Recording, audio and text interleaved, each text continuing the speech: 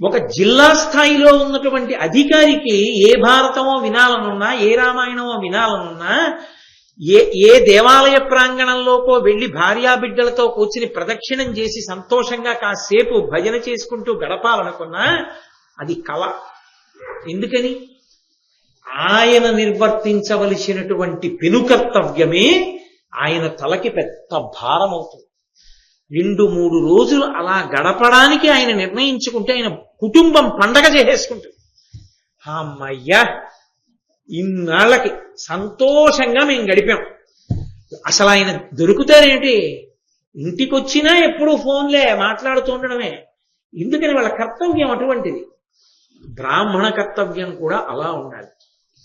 ఇవాళ ఉపన్యాసం చెప్తున్నాడని చదువుకోవడం కాదు, అవసరం ఉన్నా లేకపోయినా శాస్త్రాల్ని పరిశీలనం చేస్తూనే ఉండాలి. ఆ గుణములను సంపాదించుకోవడానికి యుద్ధం చేస్తూ ఉండాలి. ఎందుకని? ఓర్పుతో ఉందాం అనుకుంటాడు, ఎవరి మీద దెబ్బలాడతాడు. వెళ్ళి పరమేశ్వరుడికి క్షమార్పణ చెప్పుకోవాలి. ఓర్పు తరిగింది ఇవాళ నాకు, ఈశ్వర ఇంకా ఓర్పుని, ఇంకా సహించగలిగిన శక్తిని అని అడగాలి తప్ప ఓర్పు తెగిపోతే యుద్ధ భూమిలోకి వెళ్ళి యుద్ధం చేసేసి తాను చావడమో చంపడమో క్షత్రియుడికి ధర్మం. ఆ వైద్య శాస్త్రంలో పరమేశ్వరుడు మనకి ఇచ్చినటువంటి గొప్ప బహుమానాలలో లాలాజలం ఒకటి, ఆ ఉమ్ము ఒకటి. ఎందుచేత అంటే ఆ లాలాజలంలో మ్యూకస్ టైలిన్ అని 2 పదార్థాలు ఉంటాయి. ఆ మ్యూకస్ జిగురుగా ఉంటుంది. అది ఆహార పదార్థం చాలా తేలికగా కంఠానికి ఒరుసుకోకుండా కడుపులోకి జారిపోవడానికి ఉపయోగపడుతుంది. ఆ టైలిన్ సూక్ష్మక్రిముల్ని నిర్మూలిస్తుంది. అందుకే ఎంతకాలం ఉమ్ము ఊరుతుందో అంతకాలం సూక్ష్మాంగ జీవులు పెరిగిపోకుండా నోటిని శుభ్రం చేస్తూ ఉంటాయి. అసలు పరమేశ్వరుడు ఇచ్చినటువంటి గొప్ప ప్రాథమిక చికిత్సకి ఔషధం ఏమిటి అంటే ఉమ్మి. దాని మీద తిరు నీలనక్క నాయనార్ అని ఆ శివమహాపురాణంలో వస్తుంది. ఆ 63 మంది నాయనార్లలో ఒక నాయనార్ భార్య శివలింగం మీద సాలెపురుగు పాకితే నాయనార్ చూస్తున్నాడు. నాయనార్ భార్య, అయ్యో శివలింగం మీద సాలెపురుగు పాకుతోంది, శివుడికి ఒళ్ళు దురద పెడుతుందేమో అని ఆ సాలెపురుగును తీసేసి చేతిలో ఉమ్మేసుకుని శివలింగానికి రాసింది. రాస్తే ఆ నీలనక్క నాయనార్ పూజ చేస్తున్నాడు. చీ ధూర్తురాలా, శివలింగానికి ఉమ్ము రాశావు, నిన్ను నేను ఇవాల్టితో పరిత్యజిస్తున్నాను, నువ్వు పెరట్లో ఉండు, ఇక నువ్వెప్పుడు నాకు కనపడకు అని భార్యని పెరటి ఇంట్లోకి పంపించేశాడు. తను మాత్రమే ఇంట్లో ఉండేవాడు. ఒక 4 రోజులు పోయిన తర్వాత ఆయన నిద్రపోతుంటే పరమేశ్వరుడు కల్లోకి వచ్చాడు. ఒళ్ళంతా దద్దుర్లు ఎక్కిపోయి ఉన్నాడు శివుడు. అదేమి శివ అలా ఉన్నావు అని అడిగాడు నాయనారు. అడిగితే, నువ్వు పూజ చేస్తున్నప్పుడే నువ్వు తెచ్చిన పూలలోంచే ఒక సాలెపురుగు పడింది, అది నా ఒళ్ళంతా పాకింది, పాకితే దాని విషానికి నా ఒళ్ళంతా దురద పెట్టింది. ఆయుర్వేద శాస్త్రంలో అన్నిటికన్నా పరమ ప్రమాదకరమైన విషము దేని దగ్గర ఉంటుంది అంటే సాలెపురుగు దగ్గరే. కాబట్టి నా ఒళ్ళంతా కూడాను దురదలు పెట్టి ఇదిగో ఇలా ఆ మచ్చల కింద పడిపోయింది. నీ భార్య నా ఒళ్ళు ఎక్కడ ఈ విధమైన ఇబ్బందికి గురవుతుందో అని ఉమ్ము చేతిలో వేసుకుని రాసింది. ఎక్కడ రాసిందో అక్కడ మాత్రం నా ఒళ్ళు మచ్చ పడలేదు, చూడమని చూపించాడు. ఉమ్ము వేసింది అన్నది కనపడుతుంది, కానీ ఆమె ఉమ్ము వేయడంలో శివలింగాన్ని చూడలేదు. అది పరమేశ్వరుడి యొక్క శరీరం అనుకో. ఆయన మీద సాలెపురుగు పాకితే ఆయన కోమలమైన శరీరానికి ఎంత ఇబ్బంది కలుగుతుందోనని వెంటనే ఉమ్ము రాసింది. ఎంత భక్తి తత్పరాలు! చేసిన చేష్టితం అటువంటిదైనా ఆమె భక్తికి పరమశివుడు ప్రసన్నుడై నీలనక్క నాయనార్ కల్లో కనపడి ఆమెను ఏలుకొమ్మంటే మళ్ళీ భారీగా స్వీకరించాడు. నీకు లేని భక్తి ఆమెకున్నది అన్నాడు. కాబట్టి ఎక్కడ పడితే అక్కడ ఉమ్ము వేయడం అనేటటువంటిది అత్యంత ప్రమాదకరమైనటువంటి లక్షణం, హేయమైనటువంటి అలవాటు. అటువంటి అలవాటు ఎన్ని ప్రమాదాలో తీసుకొచ్చింది వాంగ్మయంలో. అటువంటి ప్రమాదములలో ఇదిగో ఇదొకటి. కుబేరుడి యొక్క మిత్రుడైన మణిమంతుడు పుష్పక విమానంలో వెడుతున్నాం కదా, మనందరం యక్షులం అనేటటువంటి గర్వంతో కుబేరుడి స్నేహితుణ్ణి, కుబేరుడు అపారమైనటువంటి ఐశ్వర్యమునకు నిధి కాబట్టి నాకేం తక్కువ అనేటటువంటి మదంతో ఆ పైనుంచి ఉమ్ము వేశాడు. అది ప్రారంధవశాత్తు కింద అగస్త్య మహర్షి ఉన్నారు, ఆయన మీద పడింది. వెంటనే అగస్త్య మహర్షి తలెత్తి చూశారు. కొన్ని పాపాలకి సద్య ఫలితాలు ఉంటాయి. అవి ఎక్కువసేపు ఆగవు, ఎప్పుడో అనుభవింపచేద్దామని ఆపరు, ఉత్తర క్షణంలో ఫలితాన్ని ఇచ్చేస్తుంది. ఇవి పరమ ప్రమాదకరమైనటువంటి పాపాలు. అందుకే అన్నిటికన్నా మనుష్యుడు చాలా జాగ్రత్తగా ఉండవలసింది ఏది అంటే ఎక్కడ పడితే అక్కడ ఉమ్ము వేయకుండా ఉండడమే. కాబట్టి అదిగో అగస్త్య మహర్షి వెంటనే పైకి చూసి అన్నారు, నీవు చూచుచుండ నీ ఇష్టుడి మణిమంతుడిప్పుడు తనదు మదము పేర్మి నన్ను నరయ కువిసె నా మీద కష్ట దుర్మదుడు పాలియు ఒక్క మనుజు చేత. యక్షుడుననే గర్వంతో నీ స్నేహితుణ్ణి అనేటటువంటి అహంకారంతో ఓ కుబేర ఈ మణిమంతుడు పుష్పక విమానంలోంచి ఉమ్ము వేశాడు, అది నా మీద పడింది, కాబట్టి ఇతడు ఒక మనుష్యుని చేతిలో మరణించుగాక అని శపించాడు. కాబట్టి ఈ మణిమంతుడు ఒక మనుష్యుడి చేతిలో మరణించాలి, ఎప్పుడో అప్పుడు అది కలుగుతుంది అని నేను చూస్తున్నాను. ఇదిగో ఇవాళ భీమసేనుడి చేతిలో చనిపోయాడు. భీమసేనుడు చంపలేదు, అగస్త్యుడి వాక్కు చంపించేసింది భీమసేనుడి చేత. కాబట్టి దానికి మీరు కర్తలు కారు, మీరు దాని గురించి బెంగపెట్టుకోవలసినటువంటి అవసరం లేదు అని చెప్పి ధర్మరాజు గారి వంక చూసి, ఇవ్వాలంటే మణిమంతుణ్ణి సంహారం చేశాడు, కానీ అన్ని వేళలా సాహసం పనికిరాదు, యుక్తాయుక్త విచక్షణ, కొంచెం ఆలోచించడం అనేటటువంటిది అవసరం అవుతుంది. సావకాశము, సందర్భము, సానుకూలత వీటిని పరిశీలించకుండా పరాక్రమం ఉంది కదా అని ముందుకు వెళ్ళిపోతే ఒక్కొక్కసారి చాలా ప్రమాదాలు వస్తాయి. ఎందుకంటే మనం చూసేది ఒకటవుతుంది, కానీ దానికి ఉండే శక్తి వేరవుతుంది. అప్పుడు లేనిపోని ఉపద్రవాలు వస్తాయి. కుబేరుడు చెప్పిన మాట భవిష్యత్తులో యథార్థమైంది. కాబట్టి నువ్వు భీమసేనుడికి చెప్పవలసింది, ధర్మరాజా ఆయనని ఇంత దూకుడుతనంతో ఉండకుండా మందలించు అని.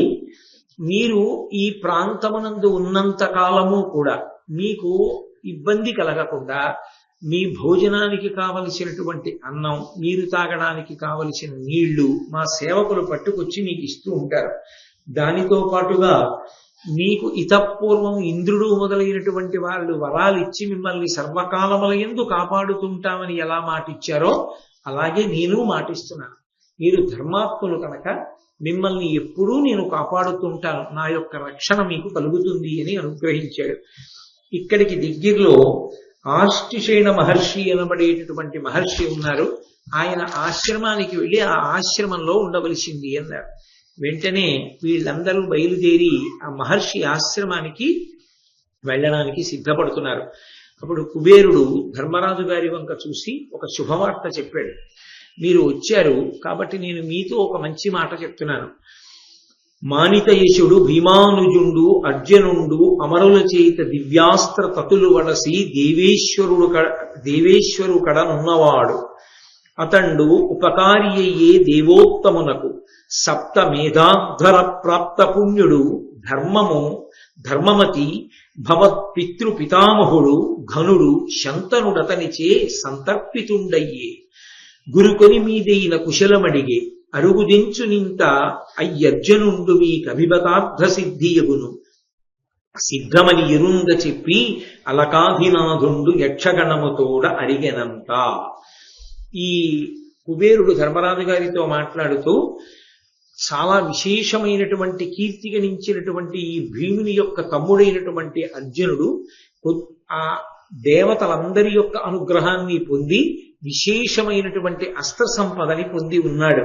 అతను దేవేంద్రుడి దగ్గర ఉన్నాడు.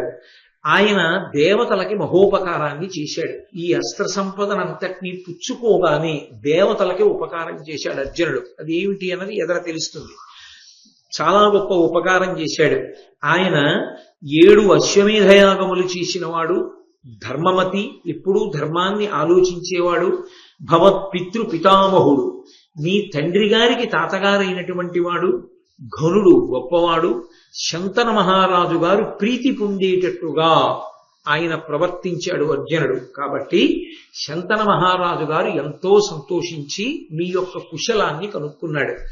మీ వంశంలో అంతటి మహానుభావుడు శంతనుడు మిమ్మల్ని కుశలం అడిగాడు అంటే అదే మీకు అంగరక్ష. దాని చేత మీరు పెద్దల యొక్క అనుగ్రహాన్ని పొందారు. దాని వలన మీకు కావలసినటువంటి సిద్ధులన్నీ అనగూడుతాయి. కొద్ది కాలంలోనే అర్జునుడు బయలుదేరి వస్తాడు అని చెప్పి మీరు ఆ మహర్షి ఆశ్రమంలో ఎదురు చూస్తుండండి అని ఆయన అంతర్ధానం అయిపోయాడు, వెళ్ళిపోయాడు. అప్పుడు వీళ్ళు అందరూ కూడా మహర్షి ఆశ్రమానికి వెళ్ళి ఆశ్రమంలో ఉన్నారు. ఉండగా అది వాటి యొక్క గొప్పతనం, ఆ ప్రాంతములు ఆ పర్వతాల యొక్క గొప్పతనం మనం చూడలేకపోయినా కనీసం ధర్మరాజు గారి కళ్ళతో చూసి భారతాన్ని చదువుకుంటే చాలు, వాటి పేర్లు ఉచ్చరించి వాటి పేర్లు వింటే చాలు, మహాపుణ్యం. ఆ ధౌమ్యుడు ఆ ఆశ్రమంలో ఉన్నటువంటి ధర్మరాజు గారికి, మిగిలినటువంటి సోదరులకి, ద్రౌపదీదేవికి, విప్రులకి ఒక రోజున మేరు పర్వతాన్ని చూపించాడు. అది బంగారు పర్వతం. ఆ ఆశ్రమానికి ఎదురుగుండానే ఉంది. చూపించి చెప్తున్నాడు, కనకగిరిం ప్రదక్షిణముగా శశిభాస్కర తారకాగణం వనవరతంబు ద్రిమ్మరు మహాముని సప్త కమండలంబుతో ననఘా తదీయ తుంగ శిఖరాగ్రమునందు పయోరుహానన త్రినయన విష్ణులుండుదురు దేవగణంబులు కొల్చుచుండగన్. ఓ ధర్మరాజా, అదే మేరు పర్వతం. అది కనకగిరి, బంగారు కొండ. ఆ బంగారు కొండకి ప్రదక్షిణంగా శశి భాస్కర తారకాగణం వనవరతంబు ద్రిమ్మరు. చంద్రుడు, సూర్యుడు, నక్షత్రములు ఆ బంగారు పర్వతానికి ప్రదక్షిణం చేస్తుంటాయి. ఎప్పుడు వాళ్ళు ప్రదక్షిణం చేసినప్పుడు వాళ్లతో పాటుగా సప్తర్షులు కూడా ప్రదక్షిణం చేస్తూ ఉంటారు. చూడు అనగా, ఓ పాపము లేనివాడా, తదీయ తుంగ శిఖరాగ్రమునందు పయోరుహాసన, ఆ కొండ శిఖరము మీదనే పయోరుహాసనుడు ఉంటాడు. పయోరుహాసనుడు అంటే పద్మము ఆసనముగా కలిగినటువంటి వాడు. చతుర్ముఖ బ్రహ్మగారు, త్రినయన, మూడు కన్నులు ఉన్నటువంటి పరమేశ్వరుడు, విష్ణువు, శ్రీ మహావిష్ణువు ఆ మేరు పర్వతం మీదే ఉంటారు. కాబట్టి విష్ణులుండుదురు దేవగణంబులు కొల్చుచుండగన్, దేవతాగణాలన్నీ సేవిస్తుండగా ఈ సృష్టికర్త, స్థితికర్త, ప్రళయకర్త అయినటువంటి బ్రహ్మ విష్ణు మహేశ్వరులు ముగ్గురు కూడా ఆ మేరు పర్వత శిఖరం మీద కొలువు తీరి ఉంటారు. అదిగో ఆ మేరు పర్వతాన్ని చూడు అని ఆశ్రమంలోంచి చూపించాడు. పాండవులు అక్కడ ఎదురు చూస్తుండగా ఒక రోజున దేవేంద్రుడు తన రథంలో బయలుదేరి అక్కడికి వచ్చాడు. దేవేంద్రుడి రథం రావడం అంటే మాటలు కాదు. శ్రీరామాయణంలో కూడా ఆ దేవేంద్రుడి యొక్క రథం అగస్త్యాశ్రమానికి వచ్చినప్పుడు వర్ణిస్తారు.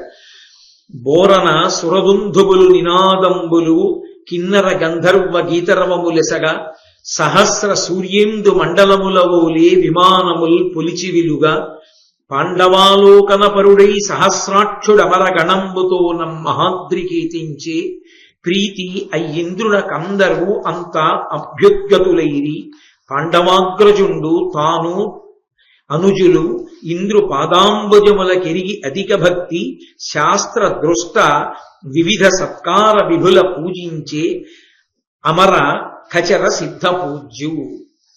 ఆ దేవేంద్రుడు తన రథంలో బయలుదేరి వచ్చాడు. చిత్రం ఏంటంటే, ఈ దేవేంద్రుడు రావడానికి ముందరే, ఒక రోజు ముందరే అర్జునుడు కూడా పాండవుల యొక్క సన్నిధానాన్ని చేరుకున్నాడు. పరమ సంతోషంతో ధర్మరాజు గారు ఆహ్వానం పలికాడు. అర్జునుడు ధర్మరాజు గారికి, భీమసేనుడికి నమస్కారం చేశాడు. నకుల సహదేవుల యొక్క నమస్కారాలు అందుకున్నాడు. ద్రౌపదీదేవిని కుశలం అడిగాడు. బ్రాహ్మణులందరికీ నమస్కరించాడు. తను ఎంత అస్త్ర సంపదని పొందాడో, దాని వలన తాను ఇవాళ ఎంత దుర్నిరీక్షుడయ్యాడో ధర్మరాజు గారికి చెప్పాడు. చాలా సంతోషాన్ని ధర్మరాజు గారు పొందారు. ధర్మరాజు గారు సంతోషాన్ని పొంది అర్జునుడు వచ్చి కొద్ది సమయం కాకముందే దేవేంద్రుడు రథంలో బయలుదేరి వచ్చాడు. ఆ దేవేంద్రుడు రథంలో బయలుదేరి వస్తున్నటువంటి సందర్భంలో బోరన సురదుందుభుల నినాదంబులు కిన్నర గంధర్వ గీతరవములెసగా, ఆ ఇంద్రుడి యొక్క రథం బయలుదేరి వస్తుంటే దేవతల యొక్క దుందుబులన్నీ మోగేటాయి. అలాగే కిన్నెరులు, గంధర్వులు మొదలైనటువంటి వాళ్ళు పాటలు పాడారు. ఒక్కసారి 1000 సూర్యమండలాలు, 1000 చంద్రమండలాలు ఆకాశంలో ప్రకాశిస్తే ఎలా ఉంటుందో ఇంద్రుడి యొక్క రథం అంత గొప్పగా ఉంది. 10,000 గుర్రములు పూంచి ఉంటాయి దానికి. ఓలే విమానములు పొలిచి విలుగా, ఆయన వెనక ఎందరో దేవతలు బయలుదేరి వచ్చారు. ఆ దేవతల యొక్క విమానాలన్నీ కూడా అలా ఆకాశంలో నిలబడ్డాయి. అవి భూమి మీదకి దిగవలసినటువంటి అవసరం లేదు. అవి ఆకాశంలోనే అలా నిలబడగలవు. కాబట్టి ఇన్ని దేవతా విమానములన్నీ ఆకాశంలో నిలబడ్డాయి. ఇంద్రుడి యొక్క రథం ఆ మధ్యలో ఉంది. వచ్చి పాండవాలోకనపరుడై సహస్రాక్షుడమరగణంబుతో మహాద్రికేదించే. పాండవుల్ని చూడాలనేటటువంటి కోరికతో ఇంద్రుడు దేవతాగణములన్నిటితో కలిసి బయలుదేరి వచ్చినటువంటి వాడై ప్రీతి ఇంద్రునకందరూ అంత అభ్యుద్గతులైరి. పరమ ప్రీతితో పాండవులందరూ కూడా దేవేంద్రుణ్ణి చూడగానే ఆయన పాదములకు నమస్కరించి అర్ఘ్యపాద్యాది విధులు నిర్వర్తించి ఆయనకి చెయ్యవలసినటువంటి పూజ చేసి ఆయన అనుగ్రహాన్ని అపేక్షించారు. అప్పుడు దేవేంద్రుడు ధర్మరాజు గారితో మాట్లాడుతూ, నీ సోదరుడైనటువంటి అర్జునుడు నివాత కవచులను సంహరించాడు. నివాత కవచులనేటటువంటి వాళ్ళు చాలా భయంకరమైనటువంటి రాక్షసులు. వాళ్ళని సంహారం చేశాడు. దేవతల దగ్గర సమస్తమైనటువంటి అస్త్రములను పొందాడు. ఇప్పుడు అర్జునుణ్ణి గెలవడం ఎవ్వరికీ సాధ్యం కాదు. కాబట్టి ధర్మరాజా, నువ్వు బెంగ పెట్టుకోవలసిన అవసరం లేదు.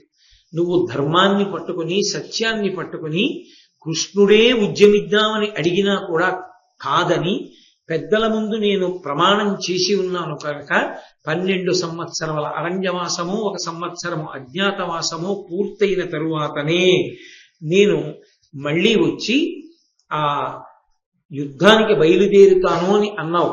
నీ ధర్మానికి సత్యానికి దేవతలు ప్రీతి చెందారు. అందుకే అర్జునుడికి అంత అస్త్ర సంపదని కట్టబెట్టారు. ఇప్పుడు ఆయన ముందు భీష్మ ద్రోణ కృపాచార్యుల వంటి వారు నిలబడలేరు.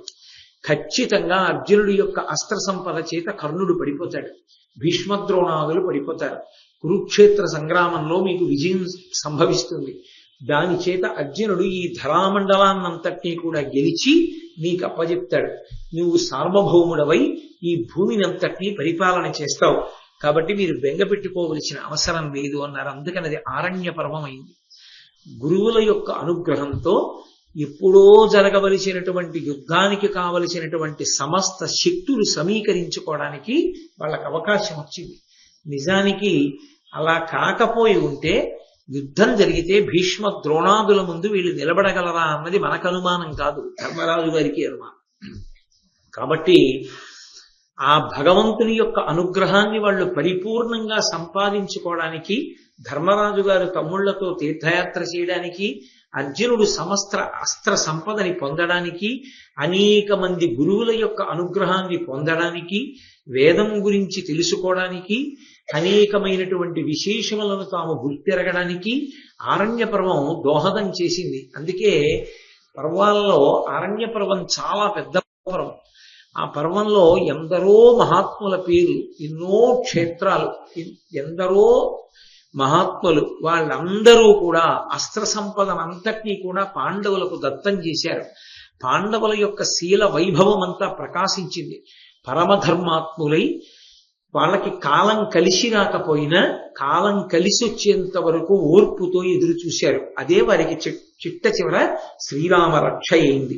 కాబట్టి నీకేమీ బెంగలేదయా అని చెప్పారు. అయితే నన్నయ్య గారు అకస్మాత్తుగా ఇక్కడ ఫలశ్రుతి చెప్పారు. ఇది ఎంత శక్తివంతమైన ఘట్టముగా భావన చేస్తారంటే, ఆ మహాభారతంలో ప్రత్యేకించి ఆరణ్య పర్వంలో ఈ కుబేరుడు పాండవులు, ఇంద్రుడు పాండవులు కలుసుకున్నటువంటి ఘట్టం పరమశక్తివంతమైనటువంటి ఘట్టం. ఎందుచేత అంటే ఇంద్రుడి దగ్గరికి అర్జునుడు వెళ్ళాడు. అర్జునుడు ఇంద్రుడి దగ్గర ఏం జరిగిందో, తాను శివుడి గురించి తపస్సు చేసినప్పుడు పరమశివుడు ప్రత్యక్షమైతే ఏమైందో అన్నగారికి చెప్పకుండా ఉండడు, తప్పకుండా చెప్తాడు. పరమ వినయం ఉన్నవాడు. అటువంటి ఇంద్రుడు మళ్ళీ బయలుదేరి వచ్చి పాండవుల్ని చూడవలసినటువంటి అవసరం లేదు. అక్కడ విశేషాలన్నీ అర్జునుడే చెప్పేస్తాడు ధర్మరాజుకి, మిగిలిన వాళ్ళకి. కానీ ఇంద్రుడి యొక్క దర్శనం ఊరికే పోదు. ఇంద్ర దర్శనం, ఇంద్రుడితో పాటు ఇంతమంది దేవతల దర్శనం ఊరికే పోయేది కాదు. అస్త్ర సంపదంతా సంపాదించుకున్నవాడు అర్జునుడు. కానీ అర్జునుడితో పాటుగా ధర్మరాజు, భీముడు, నకులుడు, సహదేవుడు కూడా తమ వంతు పాత్ర తాము నిర్వహించవలసి ఉంటుంది కురుక్షేత్ర సంగ్రామంలో. అందుకే ఇంద్రుడే బయలుదేరి వచ్చినటువంటి కారణం చేత, ఆయనతో దేవతాగణాలన్నీ వచ్చి విమానాల్లో నిలబడిన కారణం చేత ఇంతమందిని దర్శించడానికి ఇంద్రుడికి ఆతిథ్యం ఇచ్చే అవకాశాన్ని పాండవులు పొందారు. ఈ పరిస్థితి వస్తుందని తెలుసు కాబట్టే అన్నపానాదులను కుబేరుడు ముందే సమకూర్చి ఉంచాడు. వాళ్ళు మేరు పర్వతం లాంటి అద్భుతమైనటువంటి పర్వతాన్ని ప్రతిరోజు చూస్తున్నారు, అర్జునుడి కోసం ఎదురు చూస్తూ కుబేరుడి మాట మీద నమ్మకంతో. అంత పవిత్రమైన విషయాల్ని దర్శనం చేయడం, ఇంద్రుణ్ణి దర్శించడం, ఇంద్రుడితో మాట్లాడడం, ఇంద్రుణ్ణి పూజ చేయడం, ఇంతమంది దేవతల్ని చూడడం ఎందుకు ఉత్తినే పోతుంది? ఇది అనుగ్రహించి తీరుతుంది. ఆరణ్య పర్వంలో ఇది చాలా చాలా ప్రధానమైనటువంటి ఘట్టం. పాండవులందరూ కూడా అనుగ్రహింపబడినటువంటి ఘట్టం. ఈ ఇంద్రుడి రాకతో ఇంచుమించుగా కురుక్షేత్ర సంగ్రామానికి కావలసినంత శక్తిని పాండవులు పొందేశారని మనకి రుజువయ్యేటటువంటి సందర్భం. అందుకే మహాభారతంలో ఈ ఘట్టాన్ని ఒక ప్రత్యేకమైనటువంటి ఘట్టంగా భావన చేసి పెద్దలు ఒక విషయం చెప్తారు. ఘనముగా ధనదేంద్ర పాండు సుఖ సమాగమము ఒక్క 7 అనరంగా బ్రహ్మచర్య వ్రతస్థులై తగిలి నిత్యంబు వినిన పుణ్యాత్ములను చదివిన వారు విభుత 100 ఒనర జీవింతురత్యంతమగు కాంతియుక్తులై ధరణి. ఎవరైనా సరే 1 సంవత్సరం పాటు నియమంగా బ్రహ్మచర్య వ్రతాన్ని పాటిస్తూ ప్రతిరోజు పాండవులు కుబేరుణ్ణి ఇంద్రుణ్ణి కలుసుకున్నటువంటి ఘట్టాన్ని చదువుకుంటే, శుభవార్త కుబేరుడు చెప్పేశాడు ముందే, అందుకని కనీసం కుబేరుణ్ణి కలుసుకున్న ఘట్టం వరకు చదువుకుంటే, ఇంకా తర్వాత కుబేరుడు చెప్పింది జరిగింది. అందుకని ఈ ఘట్టం వరకు ఎవరు చదువుతారో అనరంగా బ్రహ్మచర్య వ్రతస్థులై, బ్రహ్మచర్యాన్ని పాటిస్తూ 1 సంవత్సరం పాటు ఎవరన్నా నియమంగా చదివినా, వేరొకరు చదువుతుంటే విన్నా, అలా విన్న వాళ్ళకి, అలా చదివిన వాళ్ళకి కూడా ఒక ఫలితం వస్తుంది. తగిలి నిత్యంబు వినిన పుణ్యాత్ములను చదివిన వారు విభుత 100 ఒనర జీవింతురు. వాళ్ళు 100 సంవత్సరములు జీవిస్తారు. అత్యంతమగు కాంతియుక్తులై ధరణి. జీవించడం అంటే ఏదో అనారోగ్యం పడిపోయి మంచాలుండిపోయి ఉండడం కూడా బతకడమే కాదు. కాంతియుక్తులై వాళ్ళు 100 సంవత్సరముల పాటు అనేకమైన పుణ్యకార్యములను చెయ్యడానికి, ధర్మాన్ని అనుష్ఠించడానికి కావలసినటువంటి తేజస్సుతో కూడుకున్న వారై ఈ ధరణీ మండలం మీద చక్కగా వాళ్ళు జీవించగలుగుతారు. మహాభారతంలో ఈ ఘట్టాన్ని విన్నా చదివినా అంత శక్తివంతం. 365 రోజులు ఏమో కానీ కనీసంలో కనీసం ఒక్కరోజైనా మహాభారత ప్రవచనాంతర్గతంగా ఘట్టాలు వినడానికి అంత విశేషమైనటువంటి ప్రశస్తి ఉంది. కాబట్టి ఆ అర్జునుడు ధర్మరాజు గారితో చెప్తున్నాడు, అన్నయ్య, నాకు ఇంద్రుడు ఇవ్వవలసినటువంటి అస్త్రాలన్నీ ఇప్పించాడు దేవతల చేత. పరమశివుడు నన్ను అనుగ్రహించి పాశుపతాస్త్రాన్ని ఇచ్చాడు. పరమశివుడితో మల్లయుద్ధం చేయడం వల్ల నేను ఆయన శరీరాన్ని తాకగలిగాను. ఇంతమంది దేవతల యొక్క అనుగ్రహాన్ని పొందిన తరువాత ఒకరోజు దేవేంద్రుడు నన్ను పిలిచాడు. పిలిచి స్వయంగా ఆయనే మణులతో కూడినటువంటి ఒక కిరీటాన్ని నా తల మీద అలంకారం చేశాడు. గాంధీవాన్ని సిద్ధం చేసి నా చేతికి ఇచ్చాడు. ఆయన వేసుకునేటటువంటి భూషణాలన్నీ తీసి నాకు అలంకారం చేశాడు. అలంకారం చేసి దేవతలని ఇబ్బంది పెడుతున్నటువంటి వాళ్ళు దాదాపుగా 3 కోట్ల మంది ఉన్నారు. నివాత కవచులు అనబడేటటువంటి రాక్షసులు. వాళ్ళని సంహరించడం దేవతలకి చేత కాదు. వాళ్ళు దేవతలు సంహారం చెయ్యలేరు వాళ్ళని. 3 కోట్ల మందిని ఇంత అస్త్ర సంపద ఉంది కాబట్టి నువ్వు ఒక్కడివే యుద్ధం చేసి ఓడించాలి అర్జున. కాబట్టి నువ్వు బయలుదేరమని నన్ను ఆశీర్వదించి రథం ఎక్కించాడు దగ్గరుండి. దేవతలందరూ చూసినటువంటి వారై నన్ను ఇంద్రుడు ఆశీర్వదించడం చూసి దేవతలందరూ కలిసి నాకు శంఖాన్ని ఇచ్చారు. దాని పేరు దేవదత్తము. ఆ దేవదత్తము అనబడేటటువంటి శంఖాన్ని పూరిస్తే ప్రతివీరు శత్రువులందరూ కూడా గడగడలాడిపోతారు. అటువంటి శంఖాన్ని చేత పట్టుకుని మాతలి సారథ్యం చేస్తూ ఉండగా నేను ఇంద్రరథం మీద ఆ నివాత కవచులతో యుద్ధానికి వెళ్ళాను. ఎంత భయంకరమైన యుద్ధం జరిగిందంటే మాతలి కింద పడిపోయాడు రథం నుంచి. ఆ గుర్రాలకి దారి తెలియలేదు. కింద పడిపోయిన మాతలి అరిచాడు. ఇత పూర్వం దేవతలకి రాక్షసులకి యుద్ధాలు జరిగాయి. ఆ యుద్ధాలలో నేను ఇంద్రుడికి సారథ్యం చేశాను. అప్పుడు కూడా నేను ఇంత భయంకరమైన యుద్ధాన్ని చూడలేదు. ఈ యుద్ధం అంత భయంకరంగా ఉంది అర్జున, ఇది సమాప్తం అవుతుందా అని అడిగాడు.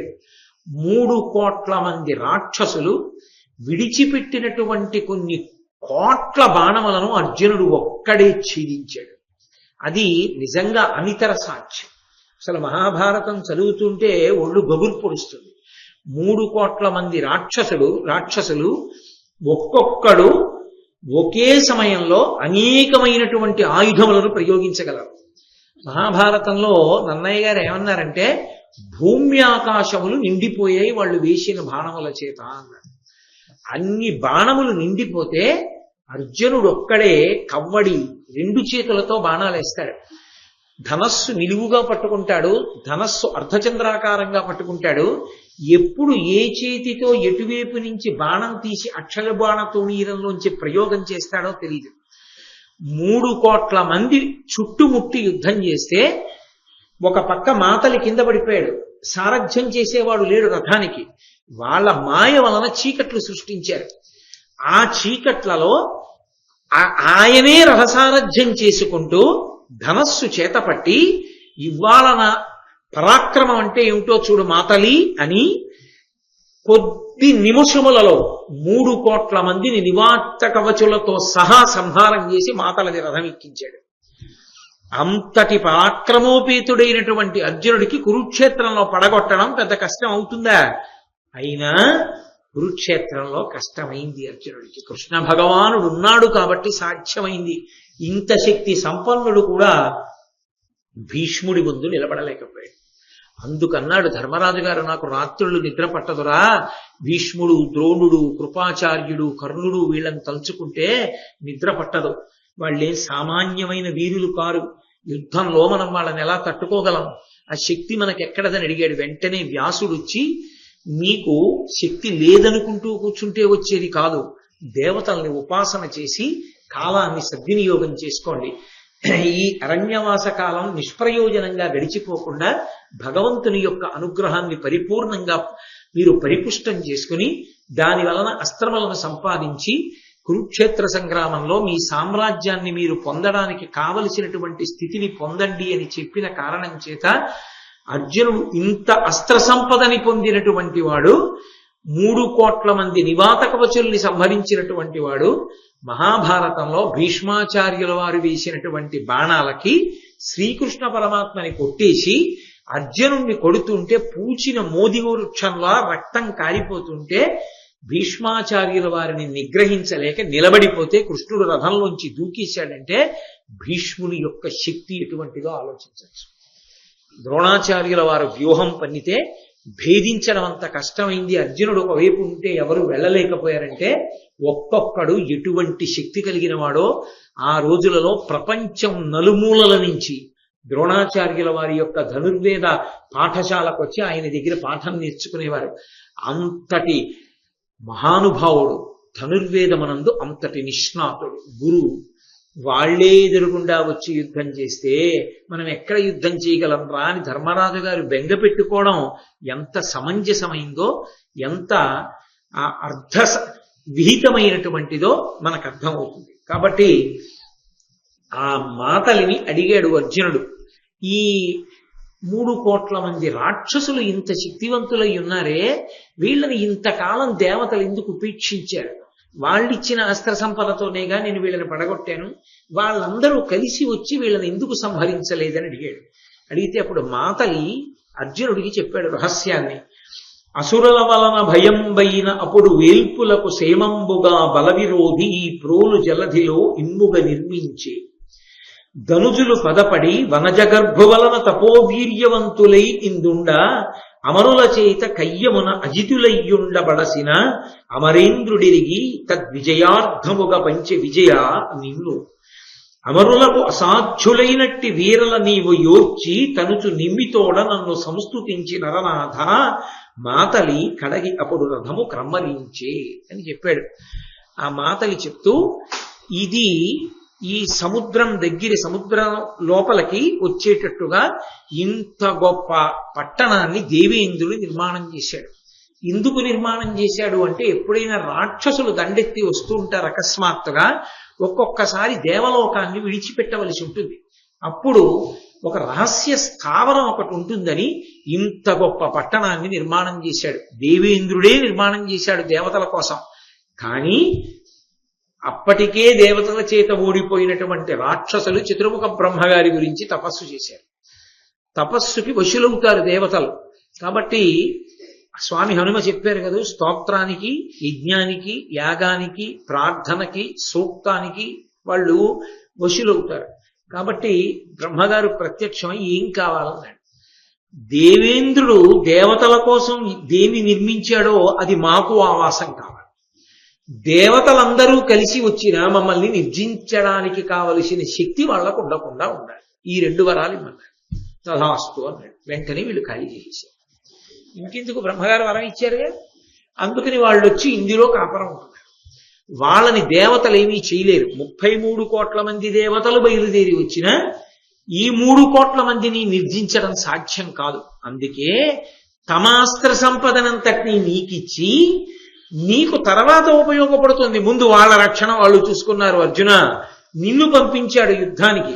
ఇప్పుడు దేవతలందరి దగ్గర ఉండే శక్తులన్నీ నీ ఒక్కడి దగ్గరే ఉన్నాయి. అందుకే ఇంత భయంకరమైనటువంటి సంగ్రామంలో నివాత కవచులను నీవు సంహరించగలిగావని, ఇది చాలా అద్భుతమైనటువంటి సాధితము అని ఆ మాతలు చెప్పి తిరిగి బయలుదేరి వాళ్ళు అమరావతి వైపుకు వెళ్ళిపోతున్నారు. అక్కడ ఒక బంగారు పురం ఒకటి కనపడింది. ఆ బంగారు పురం వంక చూశారు. చూసి అర్జునుడు అన్నాడు మాతలితోటి, చాలా ఆశ్చర్యకరంగా ఉంది, ఇక్కడ ఈ బంగారుపురం ఎలా వచ్చింది, దీని యొక్క విశేషం ఏమిటో నాకు చెప్పవలసింది అని అడిగాడు. అక్కడ ఏదో యుద్ధం చేద్దామని అర్జునుడు అనుకోలేదు. ఏమిటి బంగారుపురం అని అడిగాడు. దానితో పాటుగా అక్కడ ఒక ఆశ్రమం కూడా ఉంది. 2 పరస్పర విరుద్ధాలు, బంగారుపురము ఆశ్రమము. అడిగితే ఆయన అన్నాడు, కనకమయమైన ఈ ప్రోలున తమ సుతులు అహవంబులో అమరులచే తను వజ్జులు కాకుండను వనజజుచే బడసి అసురవనితలు వనముల్. ఏమీ లేదయా, పూర్వకాలంలో పులోమ, కాలక అనబడేటటువంటి 2 రాక్షస స్త్రీలు ఉండేవారు. వాళ్ళిద్దరికి 2 కుమారులు పుట్టారు. ఆ 2 కుమారుల్ని వీళ్ళిద్దరి పేరు మీదే పిలుస్తారు, పౌలోములు, కాలకులు అని. కాబట్టి ఆ తల్లులకు బిడ్డలైనటువంటి రాక్షసులు ఎక్కడ చనిపోతారోనన్న బెంగతో, దుందుడుకు స్వభావంతో దేవతల మీదకి యుద్ధానికి పెడతారు కదా అస్తమానం. అందుకని వాళ్ళు ఎక్కడ మరణిస్తారోనని ఈ బంగారుపురాన్ని నిర్మాణం చేసి ఆ రాక్షస స్త్రీలిద్దరూ బ్రహ్మగారి గురించి తపస్సు చేశారు. ఆ తపస్సు చేస్తే వనజజు, వనమునందు జ అంటే పుట్టిన తామర పువ్వు, అందులోంచి పుట్టినవాడు బ్రహ్మగారు. ఆ బ్రహ్మగారి గురించి తపస్సు చేస్తే బ్రహ్మగారు ప్రత్యక్షమై ఏం కావాలని అడిగాడు. వాళ్ళ పుత్ర ప్రేమ వాళ్ళది. వాళ్ళన్నారు, ఈ పట్టణంలో మా పిల్లలు ఎంతకాలం ఉంటారో అంతకాలం మా పిల్లల్ని దేవతలకి చెనకేటటువంటి శక్తి లేకుండుగాక అన్నాడు. తథాస్తు. కాబట్టి ఆ నివాత కవచులు ఎలా దేవతల చేత సంహరింపబడరో వీళ్ళు కూడా దేవతల చేత సంహరింపబడరు. వాళ్ళు 3 కోట్ల మంది, వీళ్ళు 60,000 మంది ఈ బంగారుపురంలో ఉంటారు. ఆ 3 కోట్ల మంది కన్నా కూడా దుర్నిరీక్షులు వీళ్ళు. సంఖ్యలో తక్కువ గాని వీళ్ళ యుద్ధం అంత భయంకరంగా ఉంటుంది.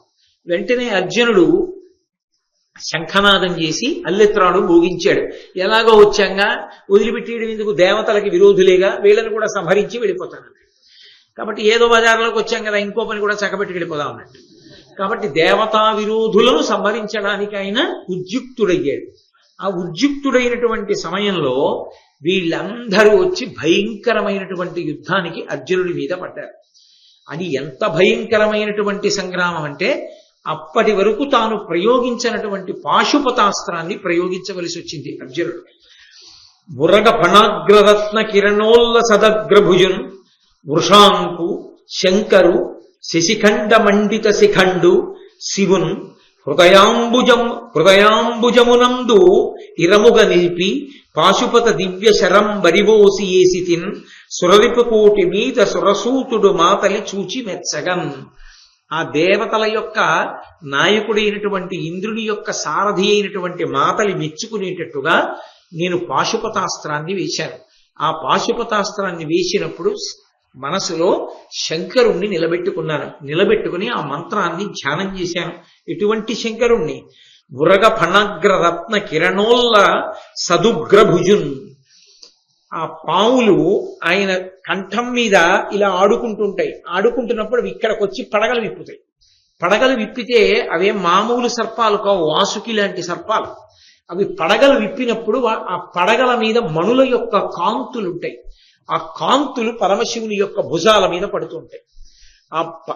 అంత పెద్ద పెద్ద సర్పముల యొక్క పడగల మీద ఉండేటటువంటి రత్నముల యొక్క కాంతులు తన భుజాల మీద పడడం చేత ప్రకాశిస్తున్నటువంటి భుజములు కలిగినటువంటి శంకరుణ్ణి వృషాంకు, ఆ దగ్గర పెట్టుకున్నటువంటి పతాకం మీద వృషభము ధ్వజముగా కలిగినటువంటి వాడు, ఎద్దు గుర్తుగా కలిగినటువంటి వాణ్ణి శంకరోతీతి శంకర, లోకములకు శుభాలు చేసేటటువంటి వాణ్ణి, శిశిఖండ మండిత శిఖండు, అర్ధచంద్రాకారంగా ఉండేటటువంటి చంద్రుణ్ణి తన యొక్క జటాజూటమునందు ధరించినటువంటి వాణ్ణి, లేదా తదియనాటి చంద్రరేఖని ధరించినటువంటి వాణ్ణి, శివున్ మంగళప్రదుణ్ణి, కళ్యాణకారకుణ్ణి, హృదయాంబుజంబునందిరముగ నిలిపి నా హృదయము మనస్సు అనేటటువంటి పద్మంలో స్థిరంగా నిలబెట్టి పాశుపత దివ్య శరం బరివోసి ఏసితిన్, ఒక్కసారి పాశుపతాస్త్రాన్ని స్మరించి నేను విడిచిపెట్టాను. అది సురరిపుకోటి మీద సురసూతుడు మాతలి చూచి మెచ్చగన్. ఆ 60,000 మంది రాక్షసుల మీదకి నేను విడిచిపెట్టినటువంటి పాశుపతాస్త్రం బయలుదేరి అందులోంచి కొన్ని లక్షల శరభమృగాలు, సింహాలు, రాక్షసులు, పిశాచాలు, అనేకమైనటువంటి గణాలు ఇవన్నీ కూడా అస్త్రంలోంచి బయలుదేరి బయటికి వచ్చి ఇంతమందిని చంపేశాయి. కొద్దిసేపట్లో పాశుపతాస్త్ర ప్రభావం చేత ఇంతమంది మరణించారు. ఆ మరణించిన తరువాత దేవేంద్రుడికి వెళ్ళి ఈ వార్త చెప్పాను. ఎంతో సంతోషించాడన్నయ్య. ఆ విధంగా దేవతలు నాకిచ్చినటువంటి అస్త్రాల వలన దేవతలకే మహోపకారం చేశారు అని. చిన్నపిల్లలు చూడండి, ఏదైనా ఏ పాఠశాలలోనో వాళ్ళకి బహుమతిగా ఓ పుస్తకాన్నో కళాన్నో ఇస్తే, ఒరే చూపిద్దు కానీ లేరా కాసేపు ఆగి వస్తాను కొంచెం పని మీద ఉన్నాను అన్నా కూడా తొందరలో తండ్రి కార్యాలయానికి వెళ్ళిపోతున్నా, నాన్నగారండి ఒక్కసారి చూసి వెళ్ళిపోండి అని గబగబా జేబులోంచి తీసా పెన్ను ఇలా చూపించినట్లు అర్జునుడు సంతోషంతో ధర్మరాజు గారు ఏదిరా అస్త్రాలు అని అడిగాడు. అన్నయ్య నీకొక్కసారి చూపిస్తాను చూడన్నయ్య అని దేవతలు ఇచ్చిన అస్త్రాలు ఒక్కొక్కటి మనసులో స్మరించడం, వాటి యొక్క ప్రయోగంతో ఒక్కసారి వాటిని ప్రయోగించి చూపిస్తున్నాడు. చూపిస్తుంటే ఒక ఆశ్చర్యం జరిగింది. ఒక్కసారి భూమి అంతా కంపించిపోయి గిర్ర తిరగడం మొదలుపెట్టింది. సముద్రాలన్నీ ఘూర్నిల్లిపోయి పైకి లేస్తున్నాయి తరంగాలతోటి. దిగ్గజాలు గర్వం ఉడిగిపోయి నీరసపడిపోయి తలలు వంచేసి, సూర్యుని యొక్క కాంతి అంతా మాసిపోయింది అకస్మాత్తుగా. చతుర్ముఖ బ్రహ్మగారు పరమేశ్వరుడు ఆకాశంలో నిలబడి దేవతాగణాలతో ఆశ్చర్యంగా చూస్తున్నారు. వాళ్ళిచ్చినవేగా ఎందుకు అలా చూడడం? నారదుడు పరిగెత్తుకొచ్చాడు. లోక కళ్యాణకారకుడు కదూ. పరిగెత్తుకొచ్చి అర్జునుడితో అన్నాడు, నాయనా నీ దగ్గర ఈ అస్త్ర సంపద ఉంది కదా అని మీ అన్నయ్య గారి దగ్గర ప్రదర్శించి చూపించేది కాదది. నువ్వు అలా దాన్ని తగిన లక్ష్యం లేకుండా ప్రదర్శించే ప్రయత్నం చేస్తే 3 లోకములు నశించిపోతాయి. వాటి యొక్క శక్తి చేత ఇన్ని అస్త్రములను నీ అన్నయ్యకి చూపించే ప్రయత్నంలో నువ్వు ప్రయోగించే ప్రయత్నం చేస్తున్నావు, కాబట్టి చెయ్యొద్దు, ఉపసంహారం చేసేయమన్నాడు. వెంటనే అర్జునుడు ఆ అస్త్రములన్నిటినీ కూడా ఉపసంహారం చేశాడు. చాలా సంతోషించారు. పాండవులందరూ కూడా బయలుదేరి ఆ బదరికావనం దగ్గర నుంచి హిమాలయ పర్వత ప్రాంతములకు చేరుకున్నారు. అంటే ఇంచుమించుగా వాళ్ళ తీర్థయాత్ర పూర్తయిపోయి మళ్ళీ వాళ్ళు ఒక చోట ఉండడానికి ఉద్యుక్తులవుతున్నారు. కాబట్టి ఎంత తేజస్సుని పొందాలో అంత తేజస్సుని పొందారు. పాండవులందరూ ఒక చోట ఉండగా భీమసేనుడు ఒకనాడు వేట తమకంతో బయలుదేరాడు. ఏదో అరణ్యంలోకి వెళ్ళాలి, కాసేపు వేటాడాలని ఆయన ముచ్చట. అందుకని ఆయన అరణ్యంలోకి వెళ్ళి వేటాడుతున్నాడు. అక్కడే పడుకుని ఒక పెద్ద కొండ చిలవ కనపడింది. ఆ కొండ చిలవ ఎలా ఉందన్నారంటే, అశనాశా వివృతాస్య గహ్వరు కృతాంతాకారు నిశ్వాస ధూమ శిఖా ధూసరితోగ్ర దుర్గతరు గుల్మ వ్రాతు హారిద్రవర్ణ శరీరం భృష రూక్ష దర్శనం మహానాగ ప్రబుందంచే అర్ధ శశాంకద్యుతి హరిదారుణ చతుర్దంస్ట్రున్ జగత్రాసకం. ఆయన హరిదారుణ చతుర్దంస్ట్రున్ 4 కోరలతో ఉన్నాడు. పెద్ద కొండ చిలవ పడుకునుంది. జగత్రాసకం అన్నారు అన్నయ్య గారు. ఎవరో అరణ్యంలోకి వచ్చేవాళ్ళని కాదుట, ఆయన జగత్తునంతటినీ భయపెడతాడు. అంత పెద్ద కొండ చిలవది. అది పడుకునుంది. అది ఎలా ఉంది అంటే విశేషమైనటువంటి ఆకలి వేసి ఏ ప్రాణి దొరుకుతుందా తిందామని పైదవడ ఆకాశం అంతెత్తి ఎత్తి కింద దవడ భూమి మీద పెట్టి పర్వత గుహ కనపడుతోందా అన్నట్టుగా నోరు తీర్చుకుని పడుకుంది. అది కృతాంతాకారు యమధర్మరాజు గారిలా ఉన్నది. అంటే దాని దగ్గరికి వెడితే ఇంక వెనక్కి వచ్చేవాడు ఉండడు అని దాని అర్థం. కృతాంతాకారు నిశ్వాస ధూమ శిఖా ధూసరితోగ్ర దుర్గత రుగుల్మవ్రాతు. ఆయన యొక్క నిశ్వాసలోంచి విడిచిపెడుతున్నటువంటి ఊపిరి అనబడేటటువంటి పెద్ద పొగల చేత కప్పబడినటువంటి గుహలు, అక్కడ ఉండేటటువంటి లతాగృహాలు అన్నీ కూడా కప్పబడిపోతే, ఏదో మేఘమండలంలో ఇరుక్కుపోతే, తిరుమల కొండ మీదకి అప్పుడప్పుడు మేఘాలు దిగిపోతుంటాయి వర్షాకాలంలో, దారి తెలియదు. ఒకసారి నేను అలాగే చిక్కుపడిపోయా, కిందకి దిగడానికి కూడా అవకాశం దొరకలేదు. అదృష్టవశాత్తు రైలు దొరికింది, వేరే విషయం అనుకోండి. కాబట్టి అలా ఆ సర్పం విడిచిపెడుతున్నటువంటి నిశ్వాస, ఆ ఊపిరి, ఆ విడిచిపెట్టినప్పుడు వచ్చినటువంటి ధూమం అంతటినీ కప్పేస్తోంది. గోరోజన వర్ణంలో ఆ అరణ్యాన్ని కప్పేసింది. ఆయన వృషరూక్ష దర్శనం, చాలా కర్కశమైనటువంటి చూపులతో ఉన్నవాడు, అంటే ఏవి దయ కలిగినటువంటి వాడు కాడు. మహానాగ ప్రభుంగాంచే హారిద్రవర్ణ శరీరం, పచ్చటి శరీరంతో ఉంది. ఆ కొండ చిలవకి నలుపు శరీరం కాదు, పచ్చటి శరీరంతో ఉన్నటువంటి ఆ కొండ చిలవ మహానాగ ప్రభుంగాంచే బ్రహ్మాండమైనటువంటి కొండ చిలవని చూశాడు. అది ఆ కోరలు బయట పెడితే ఎలా ఉందంటేట, చంద్రబింబం అర్ధచంద్రాకారంలో ఉన్నటువంటి బింబం 4గా మారి దాని నోట్లోకి వెళ్ళిందా అన్నట్టుగా ఉంది. అంటే తెల్లగా కోరలు కింద పైన అలా ఉన్నాయి. అంత పెద్ద నోరు విప్పుకున్నటువంటి ఆ కొండ చిలవని చూసిన వాడై దూరంగా తొలగిపోలేదు అని అర్థం. ఎందుచేత అంటే భీమసేనుడికి తన బలం మీద తనకి అంత అతిశయం.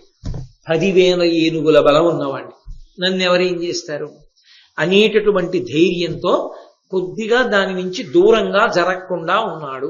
కానీ ఈ పద్యాన్ని బట్టి మీకు ఏమర్థం అవుతోంది? ఖచ్చితంగా దాని జోలికి వెళ్ళడం ఎంతటి వాడికి సాధ్యం కాదు. ఇదే కదు కుబేరుడు చెప్పాడు, ఇదే కదు హనుమ చెప్పారు, భవిష్యత్ దర్శనం చేసి చెప్పారు. అన్ని వేళలా దూకుడు మంచిది కాదు, కొద్దిగా ఆలోచించడం మంచిది. ఆలోచించకుండా అన్ని వేళలా మనమే పరాక్రమవంతులం అనుకుని విజృంభించడం ప్రమాదాన్ని తీసుకొస్తుంది. అదే మాట ధర్మరాజు గారు కూడా చెప్పాడు, యుద్ధానికి వెళ్ళిపోదామంటే. ఇంతటి భీమసేనుణ్ణి అలవోకగా ఎగిరి దూకి పట్టుకుంది ఆ కొండ చెరువు. పట్టుకోవడంలో కూడా ఆయన ఇక తన 2 చేతులు కదపడానికి వీలు లేకుండా తన పడగ చేత తొక్కి పట్టేసి మిగిలిన శరీరంతో భీమసేనుడి యొక్క శరీరాన్నంతటినీ కూడా చుట్టేసి నొక్కేస్తోంది గట్టిగా. ఆయన కనీసం తన చేతులు కూడా కదపలేకపోయాడు. కదపలేకపోతున్నప్పుడు భీముడికి ఆశ్చర్యం వేసింది, ఏమిట్రా ఇంత బలవంతుడైన వాడు నన్ను నమ్ముకున్నారా మా అన్న వాళ్ళు, ఆఖరికి నేను ఈ కొండ చిలవ చేతిలో హతుడినైపోతానా ఏమి అనుకున్నాడు. అనుకుని నేను పాండురాజు యొక్క కుమారుణ్ణి, వాయువు యొక్క అనుగ్రహంతో పుట్టినటువంటి వాణ్ణి, నా పేరు భీముడు, స్వచ్ఛమైనటువంటి తేజస్సున్నవాణ్ణి, అంటే ధార్మికమైనటువంటి నడవడి కలిగినటువంటి వాణ్ణి, ధర్మరాజు గారి తమ్ముణ్ణి, ఆ పేరు చెప్తూ ఉంటారు. ఆ ధర్మం చాలు కాపాడడానికి. అందుకని ధర్మరాజు గారి తమ్ముణ్ణి. కాబట్టి నేను అనేకమైనటువంటి సింహాల్ని, ఆ ఏనుగుల్ని ముక్కలు ముక్కలుగా విరిచేస్తాను. వాటితో యుద్ధం చేసి చంపడం కాదు, ఏకకాలమునందు అనేక సింహాల్ని పట్టుకుని ముక్కలుగా తుంచేస్తాను. నాది అంతటి బలం. అంతటి బలం కలిగినటువంటి నన్ను చేతులు కదపడానికి వీలు లేకుండా నీ పడగతో తొక్కి నీ శరీరంతో చుట్టి పట్టేశావే, ఇంత బలం నీకు పుట్టుకతో వచ్చిందా, లేకపోతే ఏదైనా తపస్సు వలన సాధించావా?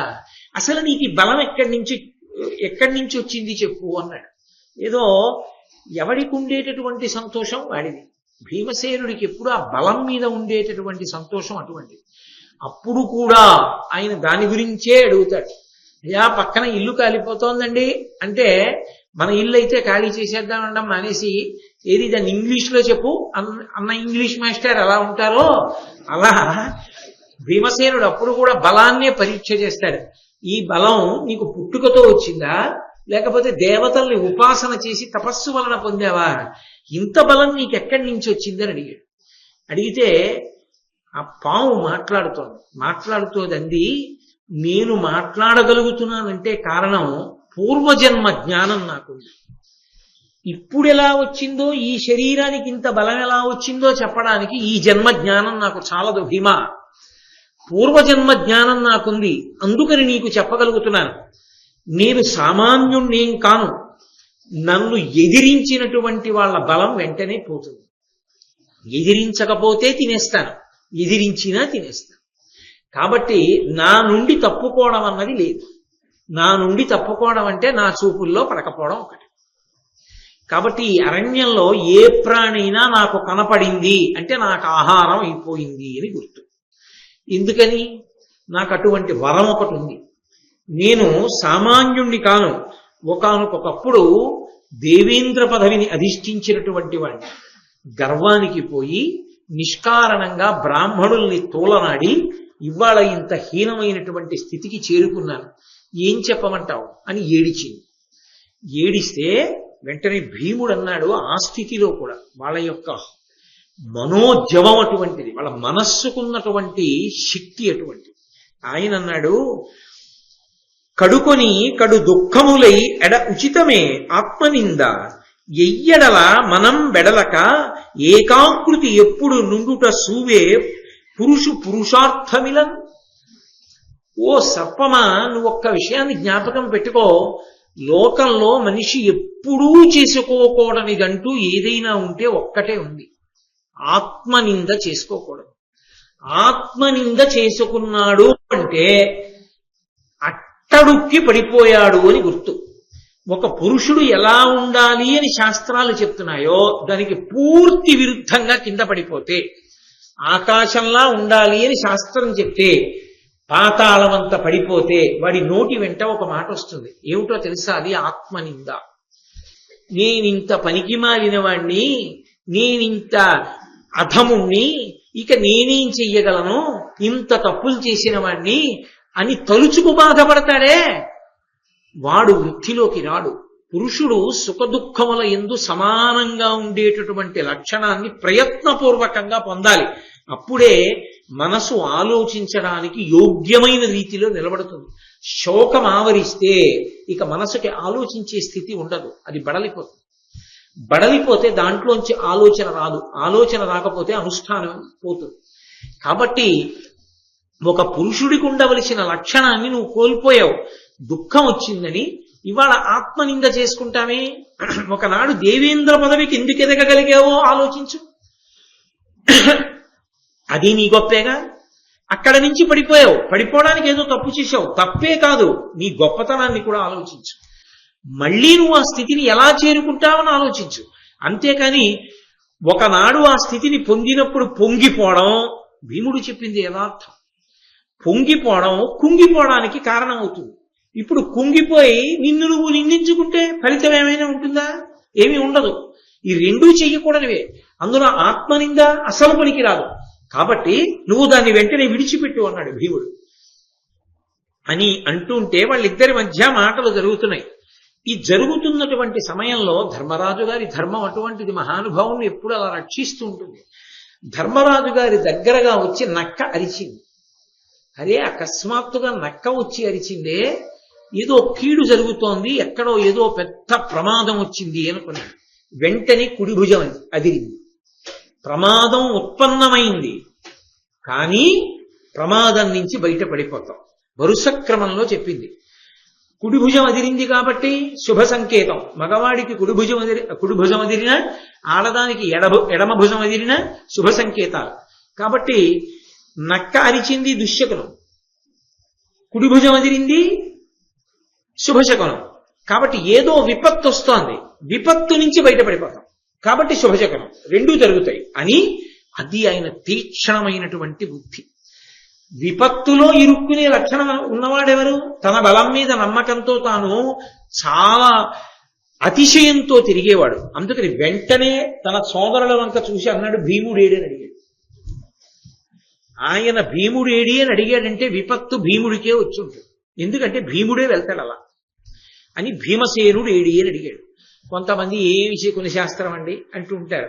రామాయణ భారతాలు భాగవతం చదివితే శకున శాస్త్రం అంటే ఏమిటో తెలుస్తుంది. కాబట్టి ఆ వెంటనే భీముడు కనపడలేదు.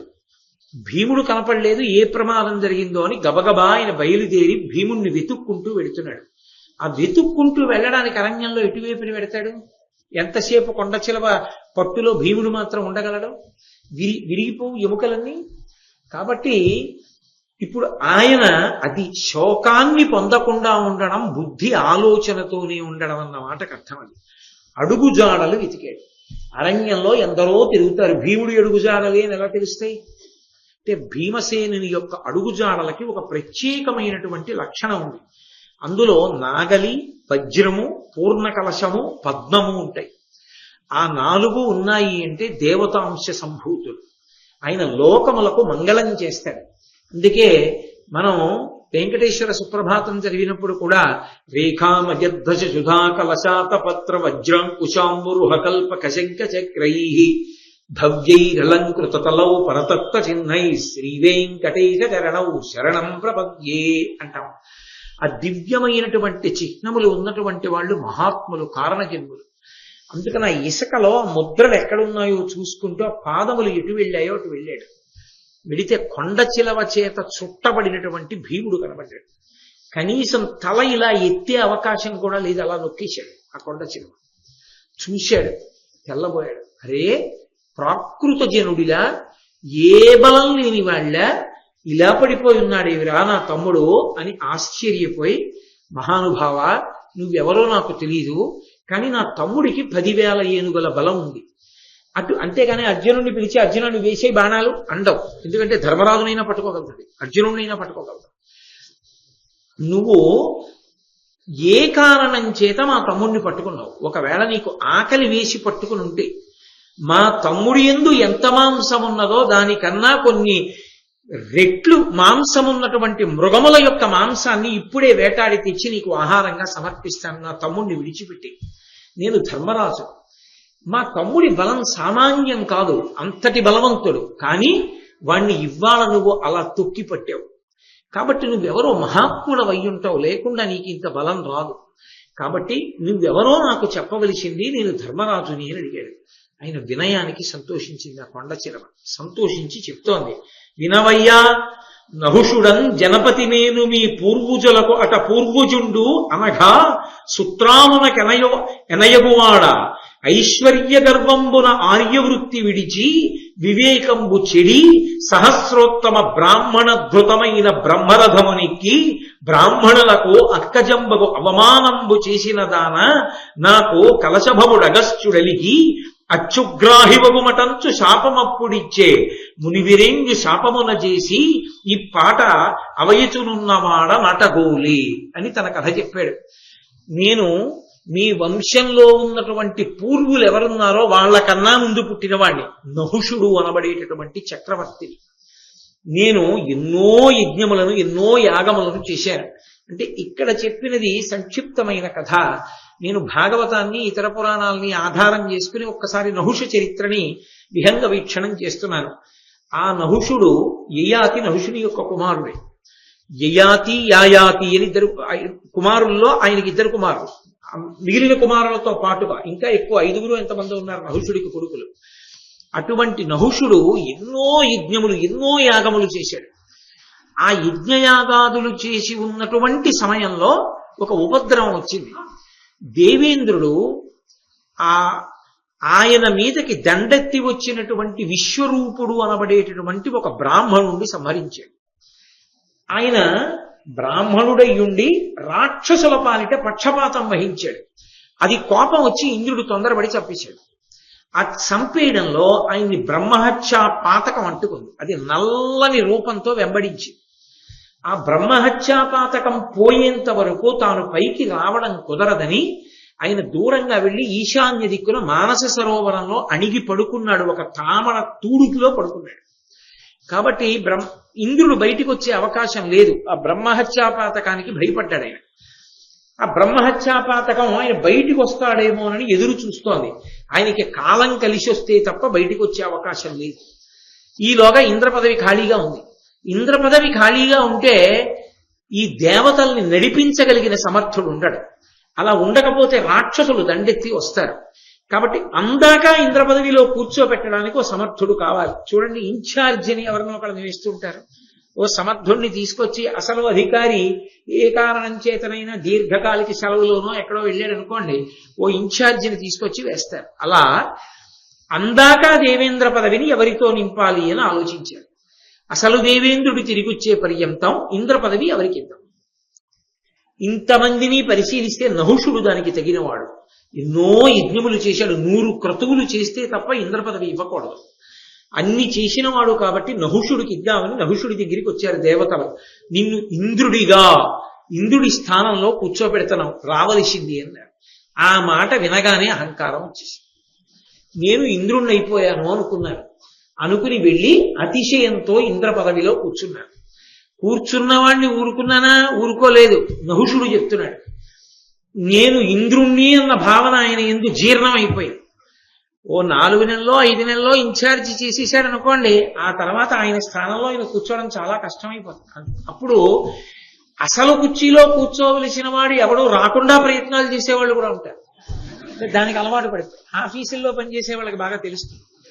కాబట్టి ఈయన తానే ఇంద్రుణ్ణి అన్న స్థితిని పొందేసి ఒకానొక నాడు శచీదేవిని చూశాడు. చూసి ఆమె ఇంద్రుని భార్య. ఇప్పుడు నేను ఇంద్ర పదవిలోనే కూర్చున్నానుగా, కాబట్టి ఆయన భార్య నా భార్య అన్నాడు. అంతకన్నా అధర్మం ఎక్కడ ఉంటుంది అని ఆ శచీదేవి యొక్క పొందును అభిలషించాడు. ఆమె బృహస్పతి దగ్గరికి పరిగెత్తింది. దేవగురు, నా భర్త బ్రహ్మహత్యాపాతకం వెంటాడిందని మానస సరోవరంలో ఆ పద్మనాళంలో పడుకునున్నాడు. ధూర్తుడైనటువంటి నహుషుడు ఇంద్ర పదవిలో కూర్చుని నన్ను పొందాలని చూస్తున్నాడు. కాబట్టి ఇప్పుడు దీనికి పరిష్కారం ఎలా అని అడిగింది. ఆయన అన్నాడు, ఏమీ లేదు. అటువంటి వాడికి కలిగినటువంటి గర్వమే వాడిని పాడు చేసేస్తుంది. తప్పకుండా నువ్వు నన్ను భార్యగా స్వీకరిద్దువుగానివి. ఒకే ఒక్క షరతు, నన్ను చేరేటప్పుడు నువ్వు ఒక రథం మీదో పల్లకీలోనో వస్తే ఏం బాగుంటుంది? మహర్షులు మోస్తున్నటువంటి పల్లకీలో వాళ్ళు వేద సూక్తం చెప్తూ ఉండగా నువ్వు ఆ పల్లకీలో వస్తే నేను నీ భార్యనవుతానని చెప్పు. కాగల కార్యం మిగిలిన వాళ్ళు చూస్తారు. వెంటనే తమకంతో కళ్ళు కనపడనటువంటి ఆ నహుషుడు కామాతురాణం నభయం నలజ్జ అంధుడైపోయి అగస్త్యాది మహర్షుల్ని పిలిచాడు. మీరు నా శిబిక మొయ్యండి, నేను ఆ స్వర్ణ శిబికలో కూర్చుంటాను. నన్ను మీరు వేదమంత్రాలు చెప్తూ తీసుకెళ్ళండి శచీదేవి దగ్గరికి, నేను ఆమెకి భర్తనవుతాను. ఇంద్రుని ఆజ్ఞ. అందరూ పల్లకీ పట్టుకుని సప్తర్షులు మోస్తున్నారు. సప్తర్షులతో పల్లకీ మోయించడం ఏంటి? వాళ్ళు వేదం చదువుతున్నారు. చదువుతుంటే ఈయనకి కోపం వచ్చింది. ఎందుకని ఈయన తొందరగా శచీదేవి దగ్గరికి వెళ్ళాలని ఆరాట పడుతున్నాడు. అగస్త్యుడు కొంచెం పొట్టివాడు, అందుకని అడుగులు పెద్దగా పడవు. చిన్న చిన్న కాళ్ళు కదూ, చిన్న చిన్న అడుగులు వేస్తారు. సర్ప సర్ప సర్ప సర్ప తొందరగా నడని ఆ పల్లకీలోంచి కాలు బయటికి పెట్టి అగస్త్యుడి తల మీద ఒక్క తన్ను తన్నాడు. తొందరగా నడే. వెంటనే అగస్త్యుడు అన్నాడు, ఒళ్ళు కొవ్వి సప్తర్షుల చేత పల్లకీ మోయిస్తూ నన్ను తొందరగా నడవమని మనసులో ఏ ఆలోచన రాకూడదో అది పెట్టుకుని నన్ను సర్ప అని తల మీద తన్నావు. కాబట్టి ఘోరమైన సర్పమై కొండ చిలవై బహుదీర్ఘకాలము పాటు అరణ్యంలో పడుండాలి. అనగానే పల్లకీలోంచి కొండ చిలవై కింద పడిపోతుంది. అయిపోయిందా? నిమిషం. అహంకారం ఎటువంటిది అంటే ఎన్ని మెట్లు ఎక్కినవాడు జారిపోవడానికి ఒక్క క్షణం పట్టదు. కాబట్టి ఇప్పుడు పడిపోతూ అగస్త్యుడి కాళ్ళ మీద పడ్డాడు. ఎందుకు నెత్తి మీద తన్నడం ఎందుకు, కాళ్ళ మీద పడ్డం ఎందుకు, అక్కర్లేని కోరికలు పెట్టుకోవడం ఎందుకు? నేనంటా లేదు, నహుషుడే అన్నాడు. ఆ అగస్త్యుడి కాళ్ళ మీద పడి, మహాప్రభో మీరన్న మాట ఉత్తిని పోదు, బహుదీర్ఘకాలం కొండ చిలవనై పడుండాలి. కొండ చిలవక ఆకలి ఎక్కువ, గమన వేగం తక్కువ, అది వేగంగా వెళ్ళదు. అందుకని నాకు 2 వరాలు ఇవ్వండి. ఒకటి శాప విమోచనం, నాకు అసలు ఆ కొండ చిలవ రూపం ఎప్పుడు పోతుందో చెప్పండి. 2, నేను కొండ చిలవగా ఉండగా చాలా ఆహారాన్ని తీసుకోవలసి ఉంటుంది కాబట్టి నాకు ఏ ప్రాణి కనపడినా నన్ను ఎదిరిస్తే దాని ఫలం పోవాలి. ఎదిరించకపోతే నేను తినేస్తాను, ఎదిరిస్తే దాని బలం నాకు వచ్చేస్తుంది కాబట్టి అది తనంత తానుగా నా చేతిలో చచ్చిపోతుంది. కాబట్టి నాకు ఆహారానికి లోటు ఉండదు. అటువంటి వరం ఇమ్మని అడిగాను.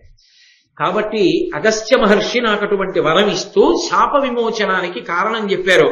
క్రమమున నీ చేసిన ప్రశ్నములకు ప్రత్యుత్తరములు సన్మతి అత్యుత్తముడెవ్వడిచ్చు, అతని కథమునకు శాపాంతమకు బుధస్తుత నీకున్. నువ్వు అత్యుత్తముడు అని అనుకున్నవాడు నీకెప్పుడైనా కనపడితే వాణ్ణి నువ్వు కొన్ని ప్రశ్నలు అడుగు. ఆయన నీ ప్రశ్నలకి సరి అయిన సమాధానములను చెప్పగలిగితే, అలా చెప్పగలిగిన వాడు నీకు దొరికితే ఆ రోజున నీకు శాప విమోచనం. అది తొందరగా మాత్రం దొరకదు. నేనే చెప్తున్నాను, బహుదీర్ఘకాలం పడుగు అరణ్యం, ఈ కొవ్వు నీకు దిగిపోవాలన్నాడు. అప్పటి నుంచి పడున్నాడు. కాబట్టి నన్ను ఎదిరించి ఏ ప్రాణి నిలబడదు. కానీ నువ్వు ధర్మరాజునంటున్నావు, అత్యుత్తముడివి, ఆయన ధర్మం ఆయన్ని అలా రక్షించింది. కాబట్టి నిన్ను నేను కొన్ని ప్రశ్నలు వేస్తాను, ఆ ప్రశ్నలకి నువ్వు జవాబు చెప్పు. ఆ ప్రశ్నలకి జవాబు చెప్పినప్పుడు నేను సంతోషించానా, నీ తమ్ముడిని వదిలేస్తాను. ఎందుకు వదిలేస్తానంటే నాకు శాపం పోతుంది, నేను నహుషుడిని అయిపోతాను. నహుషుడిని అవగానే నా దారి నాది, నీ తమ్ముడు నీ దారి. కాబట్టి నేను ప్రశ్నలు అడుగుతాను, నువ్వు జవాబు చెప్పండి. అంతకుముందు ఎందరో బ్రాహ్మణులను చుట్టూ కూర్చోపెట్టుకుని వేదం వినడం, వేద హృదయం వినడం, అందులో చెప్పబడినటువంటి మర్మములన్నీ వినడం, ఆ ధర్మరాజు గారికి తమ్ముణ్ణి దక్కించుకోవడానికి అవకాశం వచ్చింది. లేకపోతే ఎక్కడి నుంచి వస్తుంది? ఇప్పుడు ఆ వేదాంత జ్ఞానం రమ్మంటే ఎవరినో వెళ్ళి అడిగొస్తానండి అన్నారు. కాబట్టి అడగమన్నాడు ప్రశ్నలు. అంటే మొదటి ప్రశ్న వేస్తున్నానయ్యా అని ఆ కొండచీల వంది నహుషుడు, గరుడా ఏ గుణములు కలవాడు బ్రాహ్మణుండు, అతనికి ఎరుగదగిన ఎట్టి వస్తువిద్ది, దీని నాకు ఎరింగింపుమనినా ఇట్లనుచు చెప్పే పాండవగ్రజుండు. బ్రాహ్మణుడు అని ఎవరిని పిలుస్తారు? ఏ గుణములు కలవాడు బ్రాహ్మణుడు అవుతాడు. ఆ బ్రాహ్మణుడికి జీవితంలో తప్పకుండా తను తెలుసుకోవలసినది అన్న విషయం ఏమిటి నాకు చెప్పని అడిగాడు. ఈ ప్రశ్నలో పెద్ద తిరకాసు ఉంటుంది. ఈ ప్రశ్నకి జవాబు చెప్పాలనుకున్నవాడు తానే సంకట స్థితిలో పడిపోతాడు. అందుకే అడిగాడు మొదటి ప్రశ్న ఇది. అనగానే ధర్మరాజు గారు అన్నాడు, అది వేదాంత హృదయం తెలిసి ఉండడం అన్న మాటకు అర్థం. అది ఎందరో మహానుభావులు ధౌమ్యాదుల దగ్గర విన్నాడు కాబట్టి చెప్పగలుగుతున్నాడు. ధర్మరాజు గారు అన్నాడు, సత్య క్షమాదమ శౌచ దయా తపోదాన శీలంబులిందేమి కాన నగునట్టివాడు బ్రాహ్మణుండు, సుఖంబు దుఃఖంబునైనెడ విమోహంబు వందకునికియా వానికి నుత్తమంబగు విద్యయనినా, నీ చెప్పిన గుణములివియు క్రియ శూద్రునందు కలిగిన అతండుత్తమ ద్విజుడు కానేర్చునే నిజము విడిచి. అట్టులైన బ్రాహ్మణాది వర్ణ విభాగమిట్లు కలుగునయ్యా, హీనులధికులను వివేకమది అపార్థంబగు కాదే అనియనంతకాత్మజుండు. ఇది చాలా పెద్ద ప్రశ్న వేసేశాడు. మొదటి ప్రశ్నే, బ్రాహ్మణుడంటే ఎవరు, ఏ గుణములు ఉండాలి, ఆయన తెలుసుకోవలసింది ఏదై ఉండాలి, అది కదా అడిగాడు.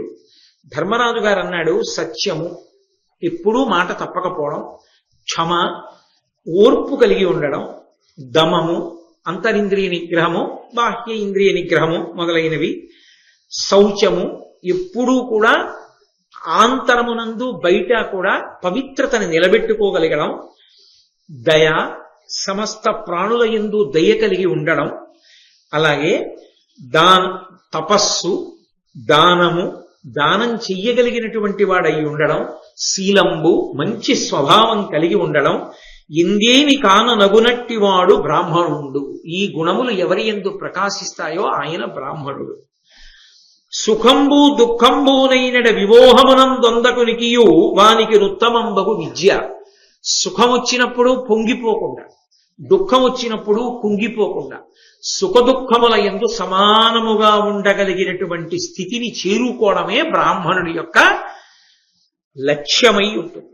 బ్రాహ్మణునికి లక్ష్యం ఏది అంటే పొంగు కుంగు రెండూ లేకుండా అన్నిటి యందు సమాన భావముతో నిలబడగలిగినటువంటి స్థితిని పొందగలిగినటువంటి వాడై ఉండాలి.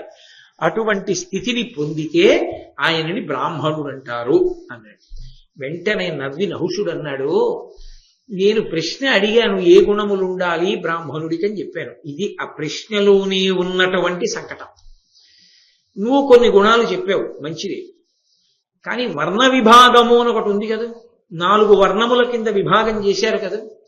చేసినప్పుడు వర్ణ విభాగము ఆర్షధర్మమునకు ప్రాతిపదిక కదూ, ధర్మము వర్ణమును ఆశ్రయించి ఉంటుంది కదా. ఇప్పుడు నువ్వు చెప్పిన ప్రకారం అయితే ఒక శూద్రుడికి ఈ మంచి గుణాలన్నీ ఉన్నాయి, అప్పుడు అతను బ్రాహ్మణుడు అనొచ్చా? అప్పుడు మరి శూద్రుడు మంచి గుణములు కలగడం వల్ల బ్రాహ్మణుడు అయిపోతే ఇక వర్ణ విభాగం ఎందుకు వచ్చినట్లు? గుణముల చేత విభాగం అవ్వాలి కానీ పుట్టుక చేత విభాగం ఎలా అయింది? అవదుగా. గుణములంటే పొందేవి, సాధన చేత పొందాలి. ఒక శూద్రుడు పొందాడు, అప్పుడు ఆయన బ్రాహ్మణుడేగా. మరి బ్రాహ్మణుడికి ఏముండాలంటే ఈ గుణాలు ఉండాలంటావేంటి? అప్పుడు నువ్వు చెప్పిన ప్రకారం అయితే పరమేశ్వర నిర్ణయం దోషభూయిష్టమైంది. గుణముల చేత పుట్టుకతో విభాగం లేదు. ఎవడు పొందాడో వాళ్ళందరూ బ్రాహ్మణులు అవుతారు తప్ప బ్రాహ్మణ్యము పుట్టుక చేత వచ్చేది కాదు. ఇప్పుడు మరి పుట్టుక చేత వచ్చేది బ్రాహ్మణ్యం కాకపోతే బ్రాహ్మణుడికి పుట్టినవాడు బ్రాహ్మణుడని ఎందుకు పిలుస్తున్నారు? అది బ్రాహ్మణ కుటుంబం అని ఎందుకు అంటున్నారు? మరి తప్పు కదా. అప్పుడు నువ్వు చెప్పేది ఈశ్వర శాసనానికి వ్యతిరేకంగా ఉందిగా, వేద హృదయానికి విరుద్ధంగా ఉందిగా. ఎలా కుదురుతున్నాయా ఈ జవాబు అన్నాడు. ఇంకొకడైతే తత్తరపడిపోతాడు. అమ్మో, ఏదో బ్రాహ్మణుడికి గుణాలు ఉంటే బ్రాహ్మణుడు అన్నాను, నిజమే. ఈ గుణాలు ఎవరికైనా ఉంటే వాడు బ్రాహ్మణుడేగా. అబ్బే అలా ఎలా కుదురుతుందంటే ఆయన ఫలానాగా పుట్టాడు కాబట్టి ఆయన అంతేనండి అన్నాను అనుకోండి. అదే మరి ఈ గుణాలు ఉంటే బ్రాహ్మణుడు నువ్వేనా అన్నావు? మరి ఇప్పుడు గుణాలు ఉన్నవాడు కాదంటావేంటి? నీ జవాబు సరైంది కాదు, తినేస్తున్నాను భీముడిని అంటాడు. ఇప్పుడు తను చెప్పే జవాబు మీద భీమసేనుడు బ్రతుకు ఆధారపడింది. భీముడికి ఏమైనా అయితే తట్టుకోగలడా ధర్మరాజు? ఉత్తర క్షణం ఆలోచించకుండా అది పెద్దల దగ్గర వినడం వల్ల ధర్మరాజు గారికి వచ్చినటువంటి హృదయం. ఆయన అన్నాడు, నేను చెప్పిన జవాబే సత్యం. నేను చెప్పిన జవాబు మీరడిగిన ప్రశ్నకి వ్యతిరేకం కాదు. ఎందుకు కాదో తెలుసా? ఉత్తమమైనటువంటి గుణాల్ని ఒక శూద్రుడు పొంది ఉన్నాడు అనుకోండి, ఆయన ఉత్తమమైన శూద్రుడు అవుతాడు, చాలా ఉత్తముడైనటువంటి శూద్రుడు. ఆ కారణం చేత వచ్చే జన్మలో సద్బ్రాహ్మణుడు అవుతాడు, మోక్షానికి దగ్గరైపోతాడు. ఒక బ్రాహ్మణుడిగా పుట్టి ఈ గుణాలు లేకపోతే వాడు శూద్రుడితో సమానం అవుతాడు. వాడు బ్రాహ్మణుడని అనిపించుకుంటున్నా పైకి వాడు బ్రాహ్మణుడు కాడు, శూద్రుడు తప్ప పుట్టుక చేత బ్రాహ్మణుడు కాకపోవడం అన్నది లేదు. పరమేశ్వరుడు ఇచ్చాడు, వాడు నిలబెట్టుకోలేకపోయాడు. శూద్రుడికి పరమేశ్వరుడు అంత స్థాయి పుట్టుకనందు ఇవ్వలేదు, కానీ వాడు పరిశ్రమ చేత ఆ స్థాయికి ఎదిగిపోయాడు. ఇది ఎటువంటిదో మీరు కొంచెం జాగ్రత్తగా అర్థం చేసుకుంటే, ఇది చాలా మంది యొక్క మనస్సులో ఏముంటుందంటే బ్రాహ్మణునిగా ఉండడం చాలా గొప్ప, ఏదో ఇంకొక రకంగా ఉండడం చాలా తక్కువ అని అనుకుంటారు. కానీ అసలు నేను మీతో పరమ సత్యం చెప్తున్నా, భారతం చెప్తూ, అసలు నిజంగా మనిషి తరించడానికి యోగ్యమైన జన్మ శూద్రుడే, బ్రాహ్మణుడు కాదు. నేను పరమ సత్యం చెప్తున్నాను. ఎందుకో తెలుసా? ఈ గుణాలు ఉండాలి. చచ్చినట్టు లేవాలి, సంధ్యావందనం చెయ్యాలి. చస్తుంటే సంధ్యమంత్రం అని సామెత. ప్రాణం పోతోందనుకోండి, ప్రాణోత్క్రమణం అయిపోతోంది, తెల్లవారు సమయం, అప్పుడైనా సరే ఎగౌపిరి వస్తుంటే తను చేయలేకపోతే కొడుకుని పిలవాలి. హాస్పిటల్కి తీసుకెళ్ళమని కాదు, నా పేరు చెప్పి అర్ఘ్యం విడిచిపెట్టేరా అని చెప్పాలి. సంధ్యావందనం అంత ప్రధానం. సంధ్యావందనం చేసి తీరాలి. శాస్త్రములు, పురాణములు, కావ్యములు అవసరం ఉన్నా లేకపోయినా చదువుకుంటూ ఉండాలి. తను చదువుకోవడానికి కాదు, ఏ ప్రతిఫలాపేక్ష లేకుండా సమాజానికి మార్గదర్శనం చెయ్యడం కోసం విశేషమైనటువంటి త్యాగబుద్ధితో అలా మాట్లాడడం వల్ల తన ఊపిరి చాలా శ్రమ పడిపోతుంది, తన ఆయుర్దాయం తగ్గిపోతోందని తెలిసినా కూడా కష్టపడి 10 మందికి మంచి మాటలు చెప్తూనే ఉండాలి, తను అనుష్ఠానం చేస్తూనే ఉండాలి, తను నిత్యతృప్తుడై జీవించగలగాలి. అలా జీవించగలిగిన ఒక బ్రాహ్మణుడికి సేవ చేశాడనుకోండి, తరించిపోయాడంతే శూద్రుడు. ఆయన ఇవన్నీ చెయ్యాలనేం లేదు. మీరు చూడండి, పెద్ద పెద్ద అధికారంలో ఉన్న వాళ్ళు ఉంటారు, నాతో తరచుగా అంటుంటారు, నేను అదేం గొప్ప కంటం లేదు. వాళ్ళు ఏమంటారంటే, వినాలని ఉంటుందండి, ఎక్కడవుతుంది, రాలేకపోతున్నాం, సాయంకాలం బోలెడంత పని, రాత్రి 9 అయితే కానీ బయటికి రాలేం, ఎక్కడ రాగలం అంటాడు. ఒక జిల్లా స్థాయిలో ఉన్నటువంటి అధికారికి ఏ భారతమో వినాలనున్నా, ఏ రామాయణమో వినాలనున్నా, ఏ దేవాలయ ప్రాంగణంలోకో వెళ్లి భార్యాబిడ్డలతో కూర్చుని ప్రదక్షిణం చేసి సంతోషంగా కాసేపు భజన చేసుకుంటూ గడపాలనుకున్నా అది కళ. ఎందుకని? ఆయన నిర్వర్తించవలసినటువంటి పెనుకర్తవ్యమే ఆయన తలకి పెద్ద భారం అవుతుంది. 2-3 రోజులు అలా గడపడానికి ఆయన నిర్ణయించుకుంటే ఆయన కుటుంబం పండగ చేసేసుకుంటుంది. అమ్మయ్యా, ఇన్నాళ్ళకి సంతోషంగా మేము గడిపాం. అసలు ఆయన దొరుకుతారేంటి? ఇంటికొచ్చినా ఎప్పుడూ ఫోన్లే మాట్లాడుతూ ఉండడమే. ఎందుకని? వాళ్ళ కర్తవ్యం అటువంటిది. బ్రాహ్మణ కర్తవ్యం కూడా అలా ఉండాలి. ఇవాళ ఉపన్యాసం చెప్తున్నాడని చదువుకోవడం కాదు, అవసరం ఉన్నా లేకపోయినా శాస్త్రాల్ని పరిశీలనం చేస్తూనే ఉండాలి. ఆ గుణములను సంపాదించుకోవడానికి యుద్ధం చేస్తూ ఉండాలి. ఎందుకని? ఓర్పుతో ఉందాం అనుకుంటాడు, ఎవరి మీద దెబ్బలాడతాడు. వెళ్ళి పరమేశ్వరుడికి క్షమార్పణ చెప్పుకోవాలి. ఓర్పు తరిగింది ఇవ్వాలి నాకు, ఈశ్వర ఇంకా ఓర్పుని, ఇంకా సహించగలిగిన శక్తిని అని అడగాలి తప్ప, ఓర్పు తెగిపోతే యుద్ధ భూమిలోకి వెళ్ళి యుద్ధం చేసేసి తాను చావడమో చంపడమో క్షత్రియుడికి ధర్మం, బ్రాహ్మణుడికి కుదరదు. ఓర్పే పట్టాలంతే. అందుకే బ్రాహ్మణుడిగా పుట్టడం అదృష్టం. అంతకు ముందు ఏవో ఆ లక్షణాలు ఉంటే ఇప్పుడు ఇచ్చాడు ఈశ్వరుడు, అలా చెయ్యి, అలా బ్రతుకని ఇచ్చాడు. అలా బ్రతుకు అని ఇస్తే, అలా బ్రతకకపోతే వాడు శూద్రుడైపోయాడయా. అంత అక్కర్లేదు లేరా, నువ్వు ఇలా అనుష్ఠానం చేసుకో, నువ్వు ఈశ్వరుణ్ణి పొందుతావు అన్నా కూడా లేదు. నేను ఒక బ్రాహ్మణుడిలా బతుకుతానని కష్టపడి గుణములను సంపాదించుకున్నాడు. బ్రాహ్మణుడు కాలేకపోయాడు, కానీ ఉత్తముడైన శూద్రుడయ్యాడు ఆయన. బ్రాహ్మణుడు మాత్రం బ్రాహ్మణుడిగా నిలదొక్కోకపోతే శూద్రుడైపోయాడు. బ్రాహ్మణుడు శూద్రుడైపోతాడు, కానీ శూద్రుడు బ్రాహ్మణుడు కాలేకపోయినా ఉత్తమ శూద్రుడై వచ్చే జన్మలో ఉత్తమ బ్రాహ్మణుడిగా పుట్టేస్తాడు. కాబట్టి నేను చెప్పిన మాట ఈశ్వర శాసనానికి వ్యతిరేకంగా ఎక్కడుంది? లేదు. నేను చెప్పింది సత్యం. కాబట్టి గుణ విభాగము చేతనే బ్రాహ్మణుడిగా నిలబడడం సాధ్యం, పుట్టుక చేత కాదు. ఆ గుణములను సంతరించుకుని నిలబడితేనే బ్రాహ్మణుడు. ఆ గుణములు లేని నాడు పుట్టుక చేత బ్రాహ్మణుడైనా శూద్రుడిగానే పరిగణింపబడతాడు ఈశ్వరుడి చేత. తప్ప ఏదో పుట్టాను కదా అని చెయ్యకూడని పనులన్నీ చేస్తూ నేను బ్రాహ్మణుణ్ణి అని చెప్పుకుంటే ఈశ్వరుడు అంగీకరించడో, కొండ బద్దల కొట్టి చెప్పాడు ధర్మరాజు గారు. అంగీకరించాడు నహుషుడు, శాప విమోచనమైంది. కాబట్టి అందులో తిరిగేమీ లేదు. కాబట్టి బ్రాహ్మణుడిగా పుట్టినవాడు ఒళ్ళు దగ్గర పెట్టుకుని బ్రాహ్మణుడిగా బతకడానికి ప్రయత్నం చెయ్యవలసిందే. అందరికన్నా అట్టడుగునున్నవాడు ఒక్కడుగేసినా ముందుకు వచ్చినవాడే, బాగా పైనున్నవాడు ఒక్క అడుగు జారినా కిందకు వచ్చినవాడు. ఎవరు ఎక్కడ ఎలా ఉండాలో, ఎంత జాగ్రత్తగా ఉండాలో నేర్చుకోమని చెప్తుంది భారతం. అందుకే అంత స్పష్టంగానూ చెప్పాడు. బ్రాహ్మణ భక్తి లేనివాడైతే అంతమంది బ్రాహ్మణుల్ని ఎందుకు గౌరవిస్తాడు? అది ఉన్నమాట, వేదాంతర్గతమైన మాట. దానికి సాక్ష్యం నహుషుడికి శాప విమోచనం అవడమే. చాలా సంతోషించాడు నహుషుడు.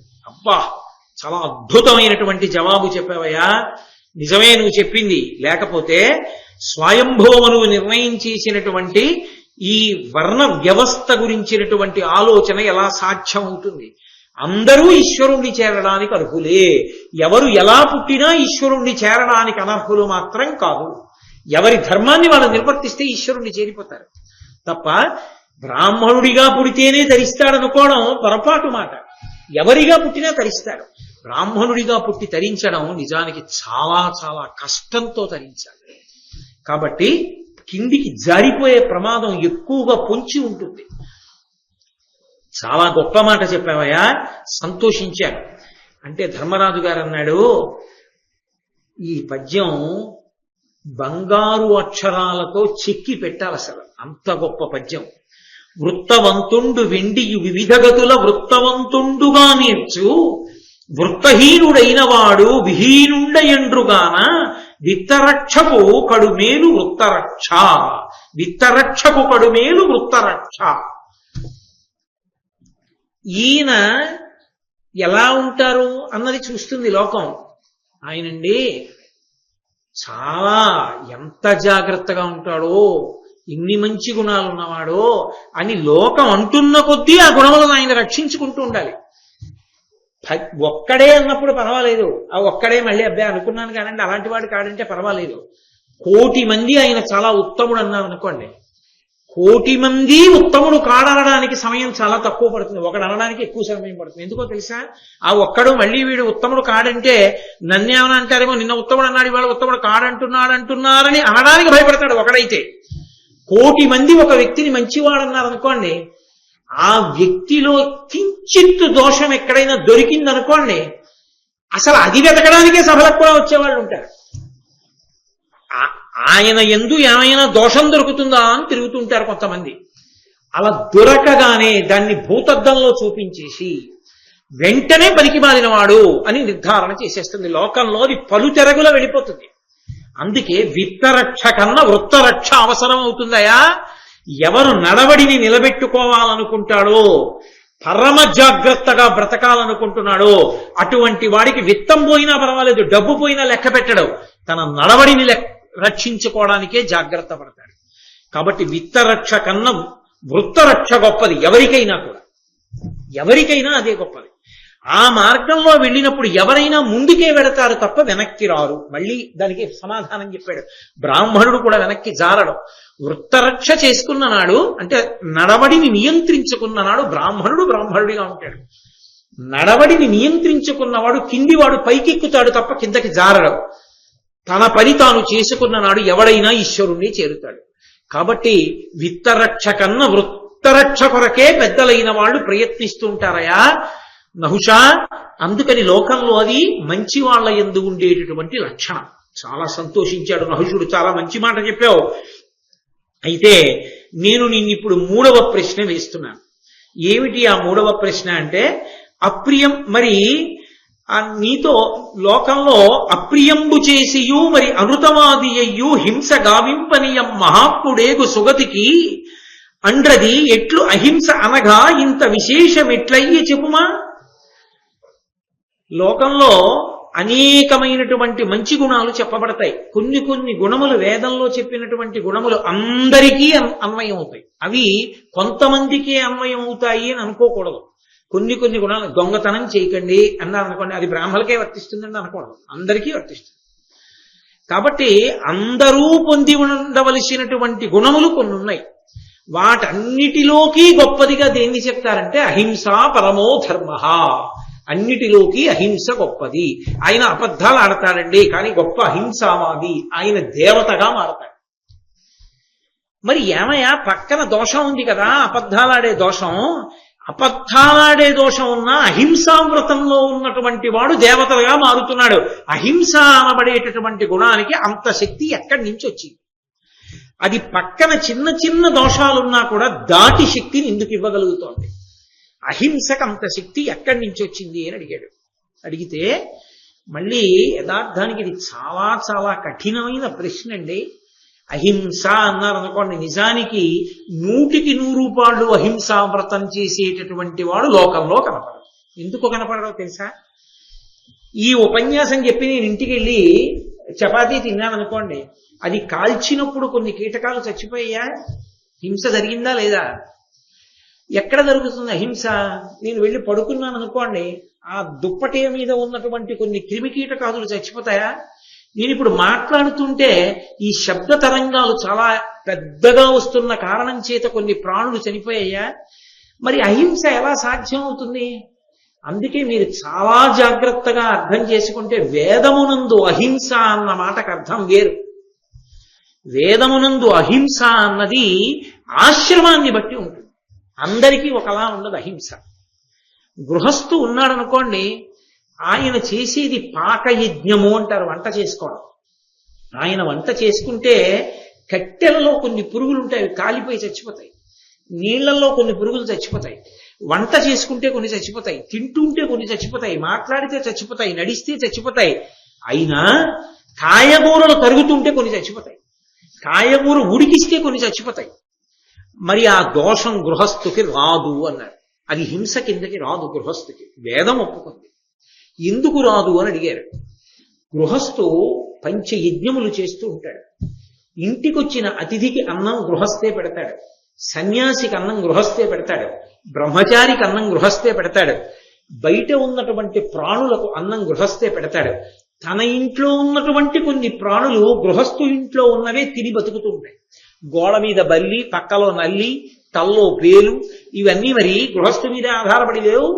ఇవన్నీ కూడా గృహస్థు మీద ఆధారపడి ఉన్నాయి. ఇన్ని ప్రాణులను నిలబెట్టిన కారణం చేత తప్పక చేస్తున్న హింస ఏది ఉందో అది అహింస కిందకే వెడుతుందన్నారు. అదే ఒక సన్యాసి ఉన్నాడు అనుకోండి, సన్యాసి వంట చేయించుకు తిన్నాడు అనుకోండి, పీఠాధిపతి వినా, పీఠాధిపతుల ధర్మం వేరు. పీఠాధిపతి కాని సన్యాసి, ఏ శంకరాచార్యుల వారో పెట్టిన పీఠాధిపతుల వంటి వారికి వేరు మినహాయింపు ఉంటుంది, అది వేరు పీఠాధిపత్యం. సన్యాసి వంట చేసుకు తిన్నాడు అనుకోండి, విరుద్ధం, చేసుకోకూడదు. అందుకే సన్యాసి భిక్షకి వెడతాడు. ఆకలి రోగం ఆయనకి. నాకు దగ్గొచ్చింది అనుకోండి, అది దగ్గే వరకే మందు వేసుకుంటాను తప్ప మందు చేదుగా ఉందా, మందు తీయగా ఉందా, కమ్మగా ఉందా, తీయగా ఉన్న మందు కాబట్టి 3 నెలలు ఉచ్చుకుందాం సరదాగాను, అలా ఏమి ఉండదు. అది చేదుగా ఉన్నా పుచ్చుకోవాలి, తీయగా ఉన్నా పుచ్చుకోవాలి, దగ్గు తగ్గే వరకు. దగ్గు తగ్గిపోయిన తర్వాత కూడా ఇంత డబ్బు వేసుకున్నాను ఉత్తిన వదిలేడు ఏంటంటే తాగరు, వదిలేస్తారు.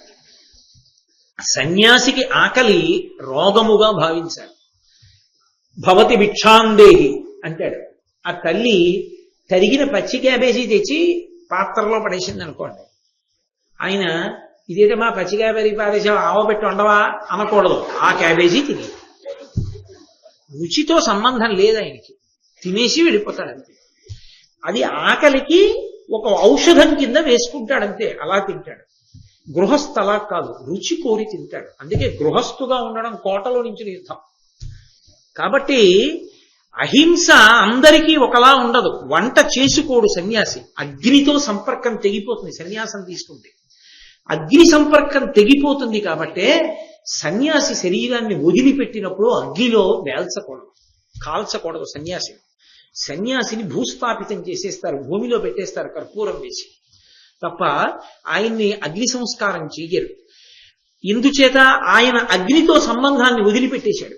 అటువంటి వాడు కోరి హింస మాత్రం చేయకూడదు. ఇంకా అందుకే చాతుర్మాస్య వ్రతం చేస్తారు. చాతుర్మాస్యం వచ్చిందనుకోండి, సమస్త ప్రాణులు పుట్టే కాలం అది, వానొచ్చినప్పుడు. అందుకని తిరగకూడదు. వాళ్ళు ఎక్కడో ఒక చోట ఉండిపోవాలి. ఏ ఊళ్ళో ఉంటే ఆ ఊళ్ళో. ఏ ఊరైతే నీకెందుకు, నీ ఊరు ఒకటి ఉంది ఒకటి సన్యాసికి. మా ఊరండి అనకూడదు, అన్నీ ఆయన ఊళ్ళే, సమస్త బ్రహ్మాండం ఆయనది. కాబట్టి ఏ ఊళ్ళో ఉన్నాడో ఊళ్ళో ఉండిపోతాడు. ఉండిపోయి చాతుర్మాస్యం అని ఆ 4 నెలలు వర్షాకాలం అంతా ఉండిపోయి తర్వాత మళ్ళీ సంచారంలో వెళ్ళిపోతాడు. అంటే తాను నడిస్తే పుడుతున్న ప్రాణులు చచ్చిపోతాయని నడవడం కూడా మానేస్తారు. ఆశ్రమాన్ని బట్టి ధర్మం ఉంటుంది, ఆశ్రమాన్ని బట్టి హింస ఉంటుంది తప్ప అహింస ఏ ప్రాణిని చంపకుండుట, అలా ఉన్నవాడు లోకంలో ఎవడూ ఉండడు. అందుకే వేదంలో చెప్పిన అహింసలా ఉండగలమేమో కానీ మిగిలిన వాళ్ళు చెప్పినట్టు అహింసని పాటించడం ఎవరికీ సాధ్యం కాదు. అందుకే సనాతన ధర్మం అంత గొప్పదైంది. అది సాధ్యాసాధ్యములను విచారణ చేసి మాట్లాడుతుంది తప్ప ఏదో కటువుగా నెత్తి మీద రుద్దదు, తీసుకొచ్చి సాధ్యం కాని విషయం చెప్పదు. గృహస్థుకి అవకాశం ఇచ్చింది అందుకే. కాబట్టి అహింస అంత గొప్పది అని ఎందుకు చెప్పారు? అహింసా వ్రతమున్నటువంటి వాడికి పక్కన అనృత దోషం, అబద్ధాలాడే గుణం ఉన్నా కూడా వాడు దేవతగా మారతాడు శరీరం పడిపోయాక. ఎందువల్ల మారుతాడు? అహింసకి అంత గొప్పతనం ఎందుకు వచ్చింది నాకు చెప్పు అన్నాడు నహుషుడు. అంటే ధర్మరాజు గారు అన్నాడు, లోకంలో అనేకమైన గుణాలున్నాయి, అవి కేవలము మనుష్యులు మాత్రమే అవలంబించాలి, ఇతర ప్రాణులకు అన్వయం అవ్వదు. దానము, ఇంకొకరికి ఇచ్చుట అన్నది మనుష్యుడికే తప్ప ఇతర ప్రాణులకు వర్తించదు. ఓ దోమకో ఓ ఈగకో దానం చేయమని దానికి సంకల్పాలు, దానికి మళ్ళీ తీసుకెళ్లి అది దానం చేసుకోవడాలు అలా ఏమి ఉండవు, ఒక మనుష్యుడికే ఉంటుంది. కాబట్టి దానము, పరోపకారము, సత్యము, అహింస ఇలాంటి ధర్మాలు కొన్ని ఉన్నాయి, అందరికీ ఉండవలసినటువంటివి. కానీ ఈ మిగిలినటువంటి గుణములున్నాయే, సత్యము కానీ, పరోపకారము కానీ, దానము కానీ, ఇవేం చేస్తాయంటే మళ్ళీ మనుష్య శరీరంలోకి వెళ్ళేటట్టే చేస్తాయి. చేసి ఆ మనుష్య శరీరంలో గొప్ప సుఖాన్ని పొందడానికి అవకాశం ఇస్తాయి. అంటే మీరు కొంచెం జాగ్రత్తగా అర్థం చేసుకుంటే, ఏదో చాలా గొప్ప దానాలు చేశాడు ఒక ఆయన, నేను పుణ్యం చెయ్యాలి అని దానం చేస్తూ వెళ్ళాడు.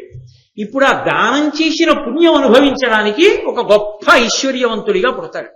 పుట్టి ఆయన చేసుకున్నటువంటి దానముల యొక్క ఫలితంగా కొన్ని సుఖాలను అనుభవిస్తాడు. కాబట్టి పునర్జన్మ ఉంటుంది మళ్ళీ. కానీ ఎవడు అహింసావ్రతాన్ని పట్టుకున్నాడో వాడు మాత్రం పునర్జన్మ పొందడు. వాడు దేవతగా మారతాడు. శరీరం వేరుగా, దేవతల శరీరం వేరు, మనుష్య శరీరం వేరు. మనుష్య శరీరంగా రాలేదు కనుక మనుష్య సంబంధమైన పునర్జన్మ లేదు, దేవతగా మారిపోయాడు. మారిపోయి దేవతగా ఉంటాడు. అంత శక్తిని ఇవ్వగలిగినటువంటి సామాన్య గుణం అహింస ఒక్కటే. ఆ స్థాయి మిగిలిన గుణాలకు లేదు. అందుకే అహింసావ్రతము మిగిలిన దోషములు కొద్దిగా ఉన్నా అహింసావ్రతం పట్టుకున్నవాడు అంత ఉన్నతిని పొందుతాడని శాస్త్రంలో చెప్పబడింది. అది కారణం అన్నారు ధర్మరాజు గారు. వెంటనే విడిచిపెట్టేశాడు భీమసేనుడు.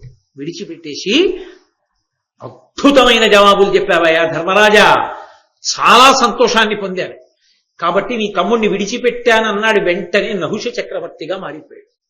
మారిపోయి, నువ్వు ఇన్ని విషయాలు విన్నావు, విన్న విషయాల్ని రాగద్వేషాలు లేకుండా శాస్త్రం చెప్పిన దాన్ని చెప్పినట్టుగా మనసులో పెట్టుకున్నావు కాబట్టే నేను ప్రశ్నలు అడిగితే చెప్పగలిగావు. నీ వంటి వాడికి చెప్పాలి, చెప్తే కూర్చో అని వేదాంత రహస్యాలు కొన్ని బోధించాడు. బోధించి నహుషుడు తన లోకానికి తాను వెళ్ళిపోయాడు. అప్పుడు ధర్మరాజు గారు సంతోషంగా భీమసేనుణ్ణి తీసుకుని మిగిలినటువంటి సోదరులైనటువంటి అర్జున, నకుల, సహదేవులు, భార్య ద్రౌపదీదేవి దగ్గరికి సంతోషంగా వెళ్ళిపోయాడు. మహాభారతంలో 2 ప్రశ్నలు, నహుష ప్రశ్నలు, యక్ష ప్రశ్నలు, ఈ రెండిటికీ జవాబులు ధర్మరాజు గారే చెప్తారు. ఇవి మనుష్య జీవితంలో ఉన్నతిని పొందడానికి కావలసినటువంటి సోపానాన్ని నిర్ణయించేసి చెప్తాయి. అందుకే ఆరణ్య పర్వమునందు ఇవాళ చెప్పినటువంటి ఘట్టం ఏదుందో ఆ ఘట్టాన్ని చాలా విశేషమైనటువంటి ఘట్టంగా లోకంలో భావన చేస్తారు. అంత గొప్ప ఘట్టాన్ని ఇవాళ పరమేశ్వరుడు నా చేత చెప్పించి నన్ను ధన్యుణ్ణి చేశారు. వినడానికి అవకాశం ఇచ్చి మిమ్మల్ని ధన్యుణ్ణి చేశాడు. ఆ పరమాత్మకి నమస్కారం చేస్తూ రేపటి నుంచి ఇంకా చాలా గొప్ప ఘట్టాలు నడుస్తాయి. కారణం ఏమంటే మార్కండేయ మహర్షి ప్రవేశిస్తారు. మార్కండేయుడి గొప్పతనం ఏంటంటే దీర్ఘాయుష్మంతుడు, కొన్ని యుగాలు చూసేశాడు. ఆయన మాట్లాడతారు ధర్మరాజు గారి దగ్గరికి వచ్చి, రేపు సాయంకాలం 6:30 తిరిగి కలుసుకున్నప్పుడు వాటి గురించి చెప్పగలిగిన సమర్థతని కృష్ణ పరమాత్మ నాకు కృప చేసి చెప్పించుగాక అని ప్రార్థన చేస్తూ, మంగళాశాసనపరై పదాచార్య పురోగమై సర్వైశ్చ పూర్వైరాచార్యై సత్కృతాయాస్తు మంగళం. మంగళం కోసలేంద్రాయ మహనీయ గుణాత్మనే చక్రవర్తి తనూజాయ సర్వభౌమాయ మంగళం. ఉమాకాంతాయ కాంతాయ కామితార్థ ప్రదాయిని శ్రీగిరీశాయ దేవాయ మలినాథాయ మంగళం.